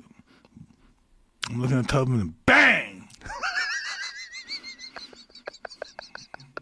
I'm God, and you guys are just here for my entertainment. But you're watching television at first, and it's cool, and then it starts sounding, whoa, this sounds good, and then boom, it hits you. I know some dudes who train on it. They like to train on mushrooms. Listen, know what I did? I took some mushrooms, and I did the bike for 2 hours, but it was like, it was just like, I was in a zone. But breathing heavy, you know. I was in the zone, but I could hear my breathing. I was like, "What the? Wow, I'm gonna tripping die. and breathing I'm thinking heavy. you're gonna die. Holy shit! I die, but I don't stop reeling. I'm thinking I'm dead, because that's what mushrooms do. It makes you believe you're dead. Yeah. It gives you that feeling of fucking like boom. It's just, Yeah. I'm living dead. It's feeling that your soul is separate from your physical body. Listen, why couldn't they listen? Stop. It's like, it's like you're in this room, right? I'm in this room. And well, you said that blew my mind. You said I'm in the room, and all the room is like, it could be like the whole room. This whole room is like covered in like a kind of like shaded, visible, and I'm just covered in the whole. And it's just me, and everything. The whole world is outside of me. Yeah. And it's like I'm God, and everything is just my entertainment. I'm just looking in. And no one sees me, and it's just, oh man, forget it. I gotta run upstairs, hey baby, even though I've been hiding this stuff from my, baby, I took some shrooms, I'm not feeling good, baby. I'm sorry, I'm just not feeling good, I'm seeing shit, I'm not feeling good. What does your wife say when you do that? She said, I told you not to use that shit. Stop doing it. I learn things when I do them, though, too. I learn things about myself. Oh, do I? Yeah. And I said, see, baby, because when I do learn, I tell my wife, she said, this is true. I said, see, the shrooms. Yeah. The shrooms, Mom. It's the shrooms. It gives me that enlightenment. But it's also, once I do shrooms, sometimes I know why I have to stop doing the shrooms, because I start doing it too much, and then I lose concept of time. I might have been, like, just say me and my wife's in the car. We drop off the kid to a class that she goes once every week. We drop her off, then we come back to the house, and I just say, hey, where's Milan? We just dropped her off, Mike, and I lost that concept. I lost that time. Yeah. Yeah, it makes regular life seem like trivial. So things like time, it doesn't mean anything anymore. It's a problem. Yeah. If you have to keep appointments. Oh, no, I'm not going to make that. And if you go there and if your body, the shrooms tell you, hey, you shouldn't really be here. This is not worth our time. This is not what we're, this is not what we're vibing on to reach that higher level, this becomes disastrous. Right. You know, this guy becomes the enemy now. He's stopping my enlightenment now. Yeah. Shrooms. I think there should be clinics. Some all of them over the do. country. They are Cyberten. What's it called? Psilocybin. Psilocybin. Yeah. But it's still a Schedule I drug, unfortunately, in this country. But I think there should be clinics where professionals. Listen, have you heard about talk you through. the white cobra? The white cobra. Yeah. Oh, What's that? a great psychedelic too. It's another psychedelic. Oh, the lizard's tail, the centipede. Yeah. No. The toad. Oh. Of course, you know the toad. The centipede. What else? The jellyfish, I believe, is one. And they have quite a few animals that possess that Psychedelic chemicals. Yes. Yeah. Well, we're being fucked in this country because they keep that shit from us and they make it illegal. And so many people have learned great things about themselves through mushrooms and through all kinds of different psychedelics, especially microdosing. They learned how to stop us from drinking. They gave us a rule to stop us from drinking by taking shrooms and LSD and stuff. Yeah, it stops people from smoking cigarettes. I just think we abused them. I think they've been using them since the beginning of time, and people like us, we abused them. Yeah, but people abuse everything. They abuse cheeseburgers and alcohol. You should be able to take whatever you want as a grown man. And the fact that this country keeps it from us and keeps it illegal, it's fucked up because it could benefit so many people. I think well, we would have benefit a the better people that society. they wanted to benefit. The people who's hiding it from us are the ones that's getting benefit. I think the people that are hiding from us, they're protected pharmaceutical companies. No, well, listen, I don't know who they are, but I know they're somebody. Yeah. Well, there's a lot of factors. But for me personally, and for a lot of people that I know, they've gained great benefits from psychedelics. What do you think about this world we live in? What do you think about? How did it ever exist? What is the origin of it? Yeah, the world is a strange place, and stranger right now because of COVID and because everyone's locked down. Society's kind of fucked up. And I just think we as human beings, what we are, who we are, whatever we exist to be, we're fucking germs, and we're the cause of everything that happens to us. Like I used to always think that people let out the virus. Like, we're viruses. We're fungus. That's what we are, fungus. If we look at us from the perspective of consciousness, what do? We get sick, we get other people sick, and we die. Yeah. Have you ever heard of Terence McKenna? You know what Terence McKenna is? No, tell me about Terence. Terence McKenna was a brilliant ethnobotanist. He was a guy that worked with plants, and he was into psychedelics, and he had a theory called the stoned ape theory, and he believed that human beings became human beings because of psychedelics. He thinks that we developed into human beings when lower hominids, like ancient man, was experimenting with mushrooms. That could be interesting. So I think, let me not think that. Let me say, I saw documentaries. And from the documentaries, it appears to be that the world was created off of drugs. Someone's taking some drugs, and they're reaching that belief to be divine intervention from God, and this is how the world was discovered. If you ever do some research in the history of drugs. Yeah, I've definitely done some research in the history of drugs. Oh, so I'm sure you understand. Yeah. Well, drugs in human beings, for sure, it accelerates creativity, right? It gives people ideas. But the idea behind psilocybin is a bunch of ideas. One of them is that it actually can make people think about things like language, and that language could have come about from people making these connections from psilocybin. It also makes people a little bit more creative. It makes people horny. It increases visual acuity. Makes them compassionate. Makes them compassionate. Would bond them in terms of community. It also is and better love. for the It has the love exponent as well. And if you think about it, for long periods of time, if that became a part of the human diet, and it would make sense that was one of the things that made people better. The diet has always been abused. Our diet is being abused now because that's why we have the obese race. Sure, now, but and that's what happens with all these extreme drugs and alternative drugs. We abuse them. We take them too much. We smoke too much weed. Well, we smoke too much weed. We smoke too many cigarettes. We just do too much of everything. Yeah, we do abuse shit. Yeah.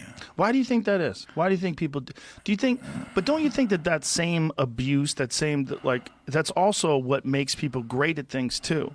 Because almost the same mindset that allows someone to abuse drugs or abuse gambling and become obsessed with pornography also is the same mindset, if channeled the right way, that allows someone to become obsessed with boxing. What prevents them from doing the right thing from the wrong thing with the same feeling? Know what prevents that? What? Emotional intelligence. Yes. The majority of the world don't even possess. The world is not even 50 years old. Right. So this is going to be a struggle for the next 100 years. That's going till we get that. Yes. That's going to have to be our main objective, to develop that. Yes. In order to succeed as human beings. Yeah, that's no truer words have ever been said. That's what it is. It's emotional intelligence. Because listen, our feelings are enslaved by our emotions, and our emotions are enslaved by our feelings. And sometimes we sort of placate those emotions by drowning it in food, or in booze, or in gambling, or sex, or anything that can distract you. And then we turn that into memories. Yeah. And then we become enslaved to our memories. Yeah. And it never stops. Right. That's who we are. We are an alcoholic. We allowed ourselves to become that. Yes. We can stop from coming that, just like we learned Alcoholics Anonymous. Yeah. So we can learn from that. So that's why they learn from that. So now it's not hopeless anymore. Right. That's why it's so hard for people, because they have a memory of all the things they've done that's wrong, and they do it all the time, and that becomes who they think they are. Until they start changing the picture. Right. It's all about changing the channel, you know? Right. Change that channel in life. Well, that's what's so exciting about you with this new chapter of your life. You've just completely changed who you are. You went from pot-smoking Mike Tyson, who's running Tyson Ranch, who's this real nice guy to hang around with, doing hot boxing with Mike Tyson, fun to be with, everything's great, and all of a sudden, whoop, you shift right back into Mike Tyson, the murderer again. Well, it's just that, as I said earlier today, if we knew who we were, we'd be very limited. You know, we don't know who we are. We don't know. You don't know what you might do tomorrow when you wake up. It's true. You might. Are you married? Yeah. Well, listen. You might get married again. You know, you might go crazy. Yeah, exactly. Might take on a new job. Never know. Yeah. You never know. Well, that's one of the exciting things about life, right? I mean, this has to be an exciting time for you to make this big switch. Yeah, I think about that too. But I think about a lot. I think about a lot. Like, you know, I'm 54, and that I'm not going to be here much longer. And when I go, am I going to see my wife and kids again? The friends that I loved all my life, am I ever going to see them again? I start thinking about that. Yeah. You know, when we think about it, this guy's book. What does it say? Every one beat away from our eternal journey. Some guy sent me that book, and I said, "Wow, this is pretty cool." Because it's true. We're only one heartbeat away from dying. Yeah. And going on that long ride of not knowing. Yeah. Of feeling. Because that's when I was on the told DMT. It's all about feeling. Yeah. The feel makes the reality. How much did that change your perspective on life when you had those experiences? It got me in shape. It got me this. This is what it had me do. As soon as I did it, the first time I did it, it just blew my mind. Then I did it again. I said, hey, you better get in shape. Let's get in shape. What the fuck's wrong with you? Yeah. And listen, and that's what I did. I told you. Hey, you're fucking up. Especially when you think about... See, I'm not the guy you have to say, hey, Mike, man, you know, you gained a few pounds. Let's kind of work it out, man. You can do it. Hey, you big, fat, dumb nigga. Get your shit together. Look, you big, fat motherfucker. You're a fat, lazy motherfucker. That motivates me. You need to hear that. And you need to tell it to yourself. Yeah, no, anybody, the right person needs to tell it to me, too. Who the fuck's going to say that to you? They do. Hey. I was at somewhere around Freddie. I went somewhere to do something. Then I saw one of Freddie Roach's trainers, Irish guy, European guy, and he knew me for years because I used to work with. He said, "What the fuck is wrong with you? Look at you, man. This is not fucking right. Look at Mike. What the fuck are you doing?" And wow, I felt this big. But he said around a bunch of people, but he said, "You know, this is not right. This is not right." Somebody, and I said, "Fuck, he's right." And I got right. Yeah. Some people call that fat shaming. But I think fat shaming works. For me. Works for me, too. If I got fat, I would want someone to yell at me. If somebody's not yelling at me and I found out he thought that I was a fat motherfucker and he wouldn't tell me, I wouldn't be his friend of him. I wouldn't be cool with him no more. If he's not telling me, yo, Mike, man, this is not right, man, at least let me know. I might not want to do it, but let me know that I'm not looking good. Shit ain't right. Yeah. You know, because the guy ain't gonna tell you he's to hang around, let you stay eating and fucking hanging around, drinking. Yeah, that's the enemy, man. Yeah. That's the enemy. So you do the DMT trip, and then you have it in your head like, hey, I got to get in shape. Absolutely. Absolutely. Like sometimes you say like body shaming doesn't hurt people. It hurts some people. To me, it makes me, hey man, it helps me. That's the kind. I'm not that guy. Yeah. The only way it hurts people is if you don't listen.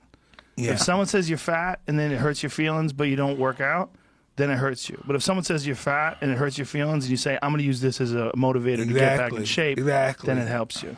Exactly. Fat shaming is only bad if you don't stop being fat. I never looked at it as fat shaming. Yeah. Like when just what you said, like who's gonna say it to Mike?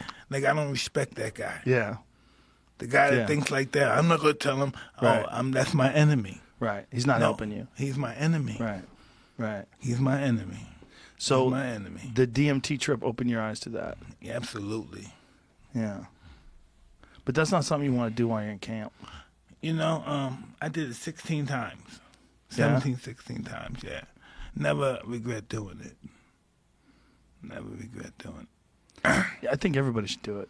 It's just everybody. Not everybody, but it's everybody not for who wants to. everybody. Yeah, it's Yeah. not for everybody. Not everybody who needs it should do it. I should say that. Yeah, because some people believe this is the real world out here. Yeah. They really believe this is reality. Isn't that interesting? Like once you do it, you realize that world is so more vivid than this world. And we're going to be in that world longer than we're going to be in this world. That's why I say, let me hurry up and die and get this shit over with, all right? Yeah, that's probably true. I don't know what it is, but it's probably true. But listen, this is what happened. You do this toad stuff or any of those interesting narcotics, you have a different opinion about dying and the fear of dying. Yeah. You know, you start to think, hey, maybe I'm living too long. You know, shit. Well, maybe that's just another existence. That's what made me think. Like maybe this is always there, and maybe this life that we have, this temporary life that we're clinging on to, that's so important to us. Why is it even the guy why nobody wants to really stick on to the fact that after we die it's over? Why nobody want to hold on to that? Yeah. Than saying, well, there's something more. Than really being confident with saying, hey, there's something else after this. Is that from scaring us from dying early or what? You know, why do people stick with that? Is that to soften our ride to the eternal life of darkness or what? It might be. I mean, we don't know until we die, right? Yeah. But everybody the people that think that it's just over when you die, it's over. The world goes darkness, and then that's it. That might be right, or it might be that you go to that place where you go when you smoke DMT. It might be that. That might be. You don't remember when you were born, do you? You're not going to remember when you died. I don't think. I think when we're born again, if we're born again, we're not going to remember the life we had. We're not going to remember this shit. Oh, I've always said everybody's scared to die, but no one's scared to sleep. You know, sleep. It's weird. Some people are. Yeah? Some people are afraid to sleep. You know, they get their moments where sometimes you think, wait, I might not wake up this morning. Because you hear and you know people that just go to sleep, having a nice time with you, didn't do any drugs, and they just don't wake up. That's true, too. But the thing about sleep is you're pretty confident you're going to come back, so you're willing to shut off. It's okay. But no one wants to shut off forever. But listen, the belief that you're going to come back is magnificent. Yeah. The belief to know that we're going to wake up in the morning. Imagine if we went into life like that. Yeah. With that belief. Yeah. And you think life is just temporary, and then when it's over, you're going to go to an even more magnificent place. But we say life, what life? Life is not over. Right. When we leave this place. Right. It's another form of life we haven't experienced yet. Right. Even if it's the black life where it's just all darkness, it's a part of life that we have to embrace in some kind of form or fashion. Well, that's the weird thing about the toad, right, is that there's no visions. But the feeling's so intense you see, right? Yeah. The feeling's so intense. You even make up or whatever you see it from. That's why feeling is so important. We just don't even understand the feelings, the eye. We just don't understand. They even lie to us. Right. Our eyes lie to us. I remember the first thing I felt is so insignificant. Like you're just a part of everything. You're part of the whole universe. And instead of looking at yourself as a center of the universe, when I did it, it just made me realize, like, no, you're part of this infinite thing, and you're such a small part. Everyone is such a small part. The universe itself is what's big, and you're just a piece of it. We're all just feeding each other. Yeah. We're all just feeding each other. Our blood is just running through each other's feet, through the whole, the dirt, the mud, everything, the water, the ocean, the air. We're just all feeding each other. Yeah. The bugs. There's more. Listen, there's more stars in the space than there are grains of sand in the desert. Can you imagine that? It's ridiculous. What do you think about aliens, Mike? I think we're aliens. You think so? I think we're descendants of aliens. Yeah? Yeah, that's the only thing I could come with. If you can't explain, if you can only tell me about Adam and Eve, I'm going to go with the aliens. If that's what you hit me with, Adam and Eve, I'm going to go with these alien guys. Well, there's a lot of people that believe that we're the product of aliens, that aliens came down and did some experiments with lower hominids and did some accelerated genetic experiments and created people. Well, listen, aliens, so listen, when certain tribes of people, I'm not saying Caucasian when they came to Africa, even before that, when people came to other people, the first time they seen them, they were aliens. Yeah. The first time an Asian man saw a Caucasian man, that was an alien. A black man saw an Asian man, a white man, that was an alien. Yep. Maybe they weren't aliens, but that's what they thought they were. They were just a tribe of people that encountered them, and perhaps they were getting extinct, they were dying, and they had to breathe through the lower, whatever you were saying. Lower hominids. The lower hominid, and maybe this is us. Because they had certain, as you may know, because I know you do these kind of researches, they already discovered there were different forms of species that's working down to us, that came from us, and now we're at the degree of, I guess, we're the human species of our era. Yeah, there was now. a bunch of different kinds of humans. Yeah, there was many different kinds of humans. And before, they were here millions of years after we were erectus, after we walked. They always been here. It's very rare that you can find a human life that wasn't erectus. They could find a skeleton of one that walked in all fours. The oldest person they found is 4.4 million years old. Lucy, I believe it is. 4.4 million years old is nothing. It's nothing in terms of the universe, people right? were erected then. People were walking on both feet then. Yeah. You know, for years, 4 million years ago. So they never found. I don't believe they ever found the skeleton of a human that wasn't erectus. That's one of the things about life is that life is so short. Oh, twinkle of an eye. Goes well, twinkle of an eye. If everything goes well, you live 100 years. But that is nothing in terms of the life of the planet. You know how long it took them to build the Great Wall of China? Thousands of years. 2,000 years. Yeah. 2,000 years. Yeah. Can you imagine that? And that's nothing. Yeah. 2,000 years is less than what Christ has been around. Christ is young. Yeah. You know how young Christ is? You know how young he is? In terms of the world, yeah. Yeah. Yeah. That's how bad they wanted to keep the Mongols out. They built the fucking wall. It took them thousands of years. You ever read about Genghis Khan? Listen, his real name is Temujin. Yeah. And he, let me tell you, what happened? He's like 13, when he died, around 13, 14? His real reign was like in the 12s and the early 1300s. And first of all, he's real poor. His mother, his father, they all came, they got beat up, got took out. He had a woman, then they took his wife, but he got friendly with a real bad he was a criminal, but he was the baddest. Oh, he was so bad. And he loved Temujin. He just became, you know how some guys, you see a guy and they just hit it off. One guy he was really weak at the time. And this other gang had took his wife. And him and this guy was making a lot of raid and stuff, and he was just sad. He said, "What is wrong?" Because the guy really loved him. He said, "What is wrong?" He said, "These people took my wife." He said, "Don't worry, I got many a wife. What are you worrying about that one wife?" But I really loved her, because he really loved her. And so the guy said, "Listen, I'm gonna help you get your wife back, but don't ever tell nobody that we raided this city because of a woman, okay?" And so he went back, and the guy got his wife back. And so the guy allowed Temujin to be number 2 because he loved him so much. But he got jealous because the men started favoring Genghis, because Genghis would let them raid everything. He said, "Keep it all." He wouldn't take nothing. Keep it all. Let the men have it all. And they all started looking up to him and following him. And then the other guy got jealous. And eventually, Genghis had to kill him. But he said Genghis didn't want to do it, but he said, you have to kill me. And so Genghis killed him, but you want to go. But he said, you're not going to spill any blood, so he crushed him in the rocks.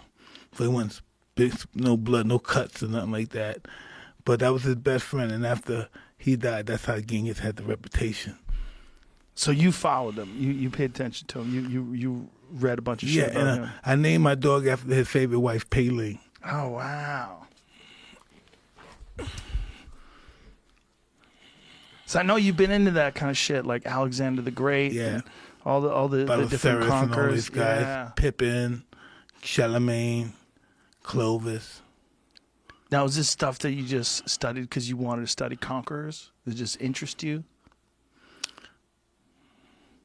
I wanted to study that mindset, and I found out the greatest conquerors that ever lived were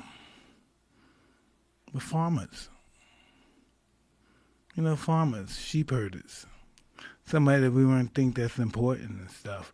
And then as they became great through that, they gave birth to great children who were born with greatness, like Alexander the Great and stuff. Like Philip the Macedonian, that whole bloodline of Alexander, they were all kings, but they were all very small and insignificant. Until it was one Alexander before him that was pretty great and fought against the Persians, but eventually they lost, and they pretty much kissed the Persians' ass. You know what I mean? The Persians put them in a position of power until Philip Macedonia came, who had the nickname a.k.a. Philip the Barbarian. And he wanted to go across there and enslave all the Persians and everybody after that, the world. And Alexander the Great, mother, who was a really interesting woman, I'm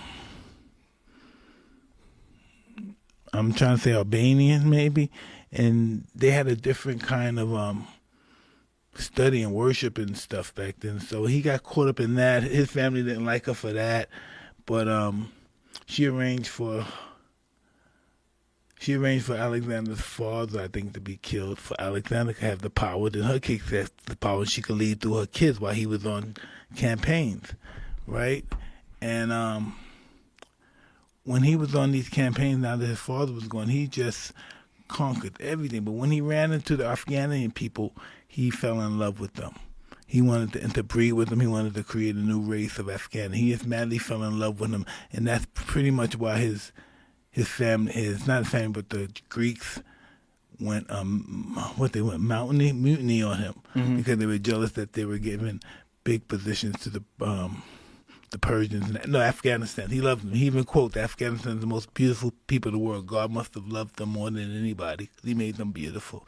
He really fell in love with them. When did you start getting really into like conquerors? When did you start 15. When you're 15? Yeah. What introduced you to it? I was at the table eating with Cuss, and a friend of mine named Craig Ward said a statement which he was wrong, but it sounds really good to make me investigate. He said Alexander the Great at his time was like 6'5", so at 6'5", 300 years before Christ, that was a giant, which was wrong. He was very small. The armor was too big for him. He was a really small guy. He wasn't big at all. And so just that alone, him saying that, got you interested in Alexander. Alexander I thought he was the a monster. He was a massive guy, but then I found that he's just a small man, average guy. He's not a monster at all. Not a big man at all. But you got interested in the mindset of the conquerors. Yeah. Well, listen, this is what I want to know. Why would one person think that he could fucking own the whole world? One person. Why would he have that mind? Who would think like that? Right. Why would that's not a fucking person. That's just something when your egos just got so out of whack, where you just can't think rational. How do you think like that? And you're a nice person. It was a guy before him, a couple of hundred years before him, named Cyrus the Great. He was he was a conqueror, but he was a conqueror for liberty. He wanted to conquer all the slaves and let them go. Conquer all the slave masters, let them go. He got killed for that too. But can you imagine who the hell? Maybe that sounds cool too, right? Yeah. That's good. That's a good thing. But listen, think about it. Who the fuck is he to take somebody else's property, take somebody else's stuff because he believes it's wrong, which it probably is wrong. I think it's wrong. But who the fuck is he? Right. who is this guy to take others, just to conquer you? You don't bother nobody, but this is what they did back then. Now you're killing everybody. Back then, it was really legal. It's almost in the Bible. It's in the books. It's not, I won't say it, but it's in books. Slavery is in the books, in the religious books that we need slaves, and he did this. And this guy's going to say, hey, no more slaves. He's 500 BC, so he's going to say no more slaves.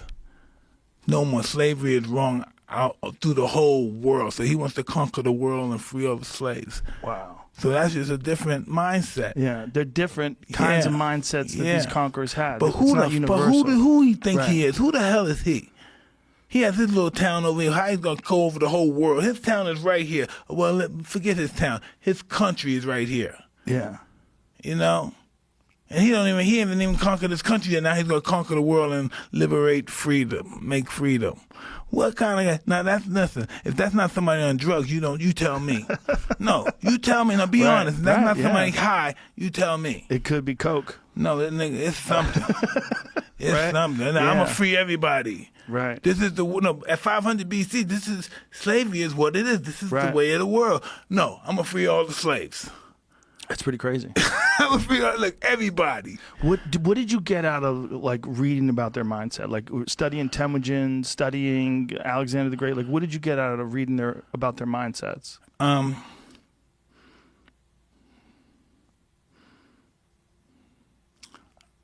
I found out that the greatest ones, the best, the most prolific ones, were all mama's boys.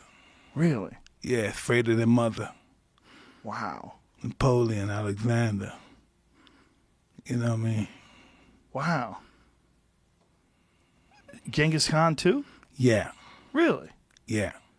What do you think that is? Huh? What do you think that's all about? Highly respect their mother. I think I think their mothers were the first, especially Alexander the Great. I think she was the first stage mother. I think there was some before her too. You know, because Cleopatra was one. That's just what they were. At the end of the time, they were wanting to lead through their sons or their daughters or something like that. Oh, okay. Like that parent that takes their kids to athletic events and screams and cheers and pumps them up and no. It's the parent whose child word is law, and I want to be able to have that word. Okay. Do you get that? Yeah. My son is the king. Right. Of this country, or a couple of countries, but I want my thought to be in his mouth, come out of his mouth. Do you think the parents convinced the child that they were that special that they should run the world? Some of them do, but as some kids get older, like Ivan the Great, Ivan the Terrible, they get older and then they realize these people weren't right towards me, and they start killing his sponsors or the people that were his step-parents and stuff. You know, some of the kings did it too. You know. So when you were studying this, when you were coming up as a boxer and you're studying all these conquerors, you were trying to understand their mindsets. Yeah. And you were trying to apply that to your own life? Pretty much, yeah. Did you get anything out of it? Yeah. Yeah? Yeah. What did you get? Like, how did it apply to your own life? Well, at the end of the day, they all ask God for forgiveness. All of them. So when you're reading all these books about all these conquerors, when you're a young man and you're on your way to becoming the youngest ever heavyweight champion, and you're trying to take on the mindset of the conquerors, and you find out they all ask God for forgiveness. Yes. How did that affect you? That was pretty cool, because by that, I learned greatness was the willingness to die. By, doing research on these particular individuals. And that's what they were willing to do for greatness. And you heard about Achilles and stuff. He what did he want? A short life of greatness and a long life of obscurity. Yeah. So he took the short life, and that's what Alexander did. When you study these people and you take that conqueror's mindset, did you get anything out of that? Did you apply that into your own pursuit as a champion? Absolutely, because you have to listen. Alexander the Great was 32 and he conquered the known world. Yeah. In 10 years.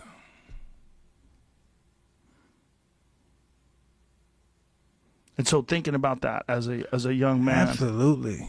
I want my preeminence to rival the times that in the sands of time. It's not reign with it. I think everybody should want that are competitive in the art of what do you say? Immortality. Yeah. And I'll search for it. That's what he wanted. He wanted immortality. That's what he wanted. He wanted to be known since till the end of time. Did you ever think that maybe you were born in the wrong time? That maybe if you were born in the times of Alexander the Great, you would also be a conqueror? No. I am a conqueror now because I've conquered myself and my demons. Not because I'm at that time. I'm never born I'm born in the right time. Most of them couldn't conquer their demons. That's why they ask for forgiveness from God, all of them. Because just like the gentleman that discovered Alcoholics Anonymous, Yeah. He inspired. Maybe he had a problem with alcohol at the end, but how many people have he inspired? Yeah. That is so much bigger than him succeeding or not with his problem.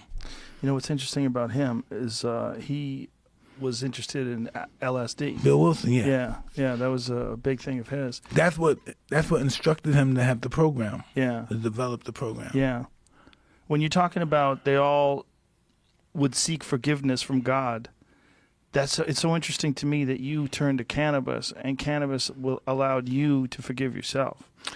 Yeah, listen, the reason why they ask for forgiveness for God, this is interesting that you said that, is because they believed they were God. And they had to, at the end of the day, realize and check themselves. That they're not. Yeah. They're not God. And then they've done horrific things. Oh, yeah. At the end of his life, he was so forgiving and giving everything away and so sorry for everybody. Wow. He didn't know how to forgive himself either. He didn't know how do you do that when you think you go, how do you forgive yourself? So at the end of the day, he said, look, the man who conquered the world died with nothing in his hand. He gave everything away, had no swords or nothing.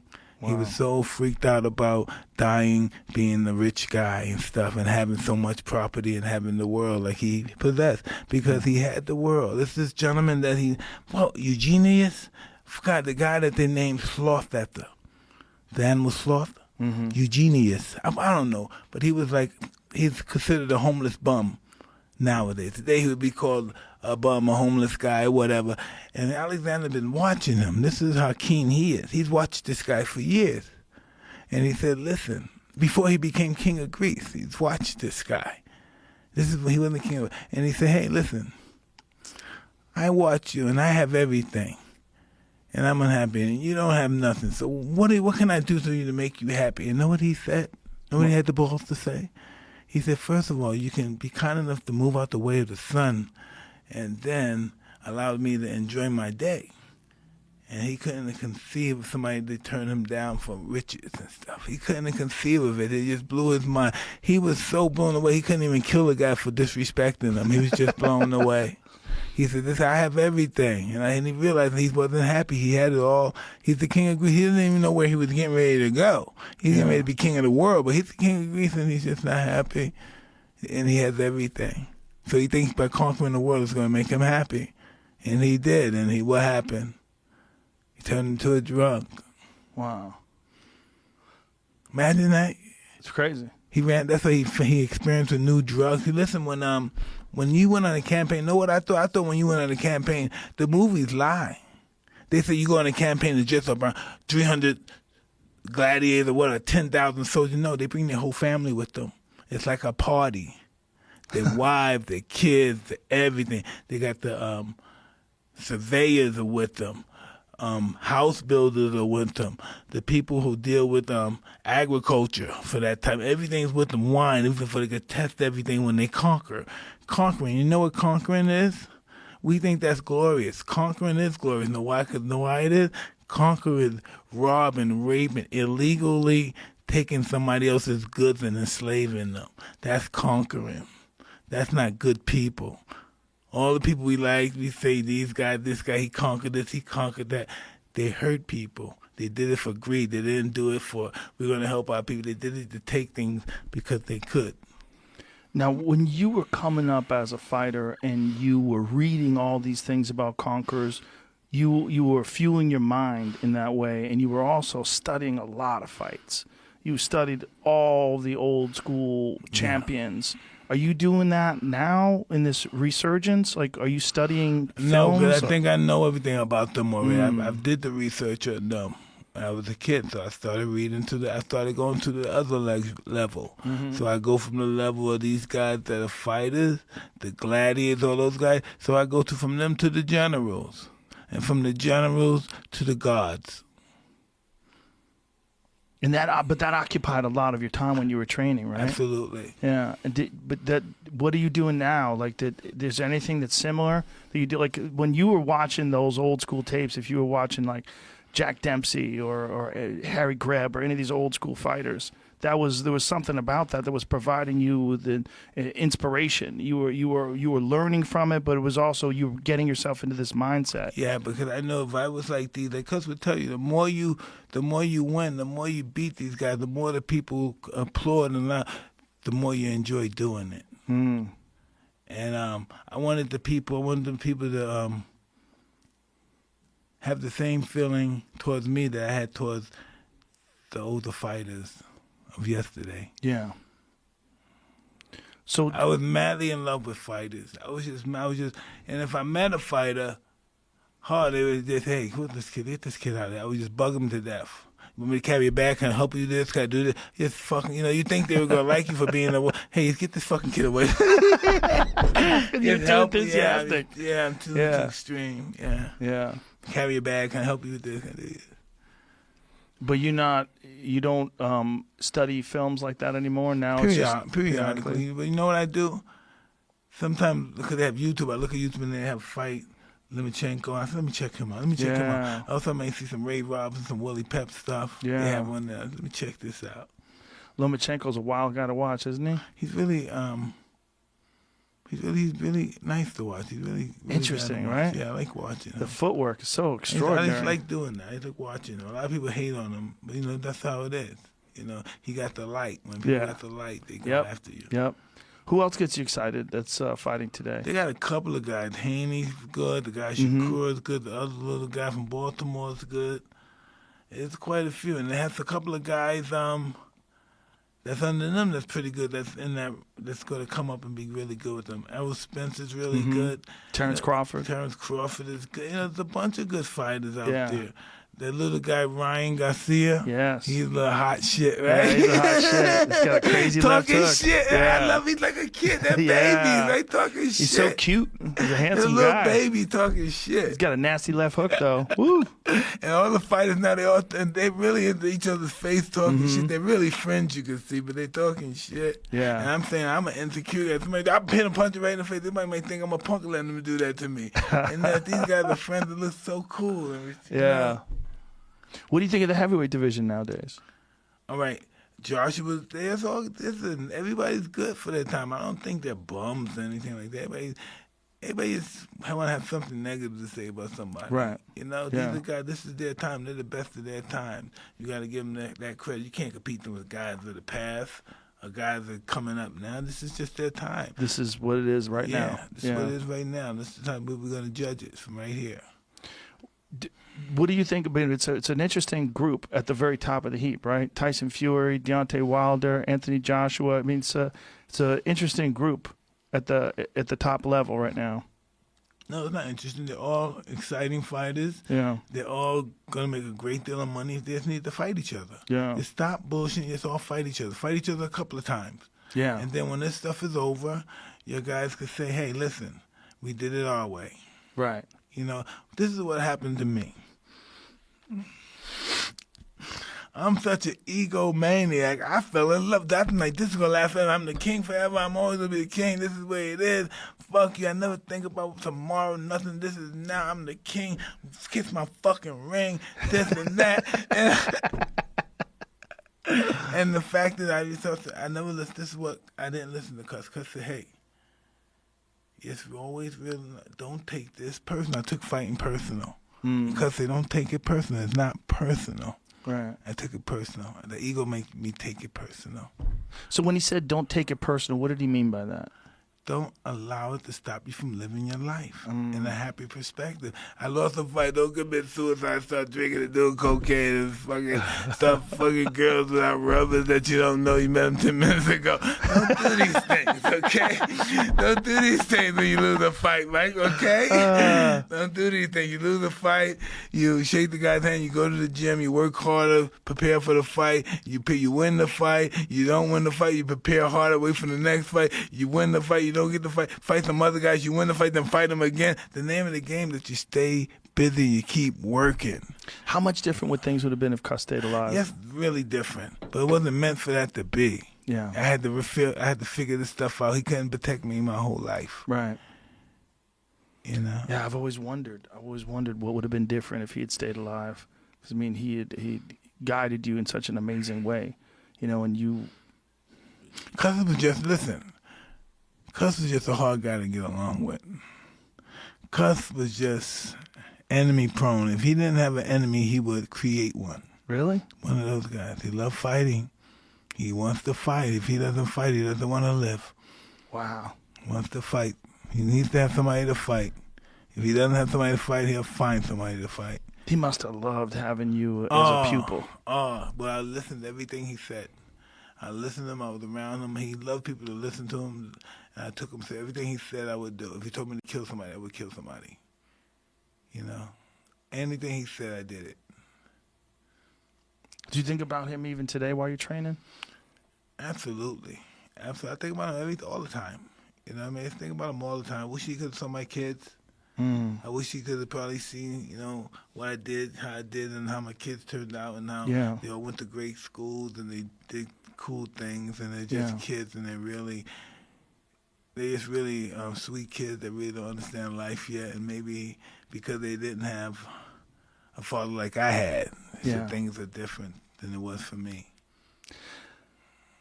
Yeah, you don't want your kids fighting. No. No. I did that. That's why I did it, for they didn't have to. Yeah. I remember you were talking about your son hitting pads and, like, him possibly fighting. Like, man, you don't want to fight an animal like me. There's people that don't have nothing to lose, and all the whole dream is about, if I beat this guy, I'll get that new bike. Yeah. I might get this car. That's how it was. Because say, if you win this tournament, I'm going to get you this. If you win this tournament, I'll get you your gold teeth. I will try to save my money up for my gold teeth. And if I win this tournament, he said, you win this tournament, I'll get your gold teeth. Everything, he always dangle the carrot. Yeah, you win this tournament, I do this. But if I didn't win the tournament, I didn't get the shit. You know, I thought he was gonna feel sorry. I give it to you anyway. No, I don't get it. No, I don't get it. Well, listen, Mike, I'm very excited about your comeback. I am as well. I'm very happy that you're doing it. I'm happy you look fantastic. It was real cool to be able to sit down and talk to you about it, and I'm 100% enthusiastic about it. Listen, so I look forward to seeing you there, because I'm sure some people will be there, and we'll work something out. I would try to be there live. I would love to be there live if it's really possible, awesome. if I can be there. I'm just going to love this shit. But I'm excited. I'm excited looking at you being fit and how enthusiastic you are, and I wish you nothing but the best, brother. Thank you. Thank you very much, and the same with you, man. You have so much much, success man. in doing your Thank little you. podcast here, man. Thanks, brother. Shit. Who would you want to interview? I don't have anybody in my head that I need to interview. You won't want to do Bill Clinton and none of those guys? I would like to do Bill Clinton. I'd like to get high with Bill Clinton. Oh, fuck. You know, he had a brother named Roger that's just such an awesome guy. Yeah? Yeah, I saw Roger before at my friend's house, and Roger's just a beautiful person. Yeah. But I don't need to. You know, I would. If he wanted to do it, I would do it, but I don't need to. I like talking to everybody, man. Yeah. I like talking to my friends. I like talking to you. I like talking to anybody. You ever interested? Know what I did a couple of times? I talked to some homeless people, and they're very interesting. Yeah? Sometimes I think I'm there, and I'm going to overwhelm them intellectually, and I get humbled sometimes. Well, a lot of homeless people are really smart. They just fucked up their whatever part of their head that they couldn't keep it together. That's what I mean. Yeah. You know, I think I know, you know, this guy's out and dirty and teeth fell out, and this guy started enlightening me on shit, and then he has to tell me to leave because I'm stuck there. Tell me, man, no, get out of here. Are you enjoying doing hot boxing? Hey, listen, I haven't done it in a while since this stuff. Since you started training? Yeah, and that's cool too. I don't think I'm a good host while I'm under this kind of duration. I understand. You know? No, like I said, I could see the intensity. You're ramped up right now. You're a different person than the last time I talked to you. Yeah, I guess. But excited. It's exciting. It's all my wife's fault. She shouldn't have told me to get on that treadmill. Really, she doesn't believe it. You predicted it, man. You predicted it on this show. You said, I don't want to reignite my ego. Yeah. And you did it. But I'm excited that you did it. I'm excited. I can't wait for November 28th. Man, I just want you, man, listen. God, man, I've been working. Wait, I'm going to show you when I leave here then. Okay. All right. Show me. Yeah. Thank you. Thank you, brother. Thank you very much, sir. Thank you. Bye, everybody. Woo. Yeah, let me show you something, man. I want to show you me and real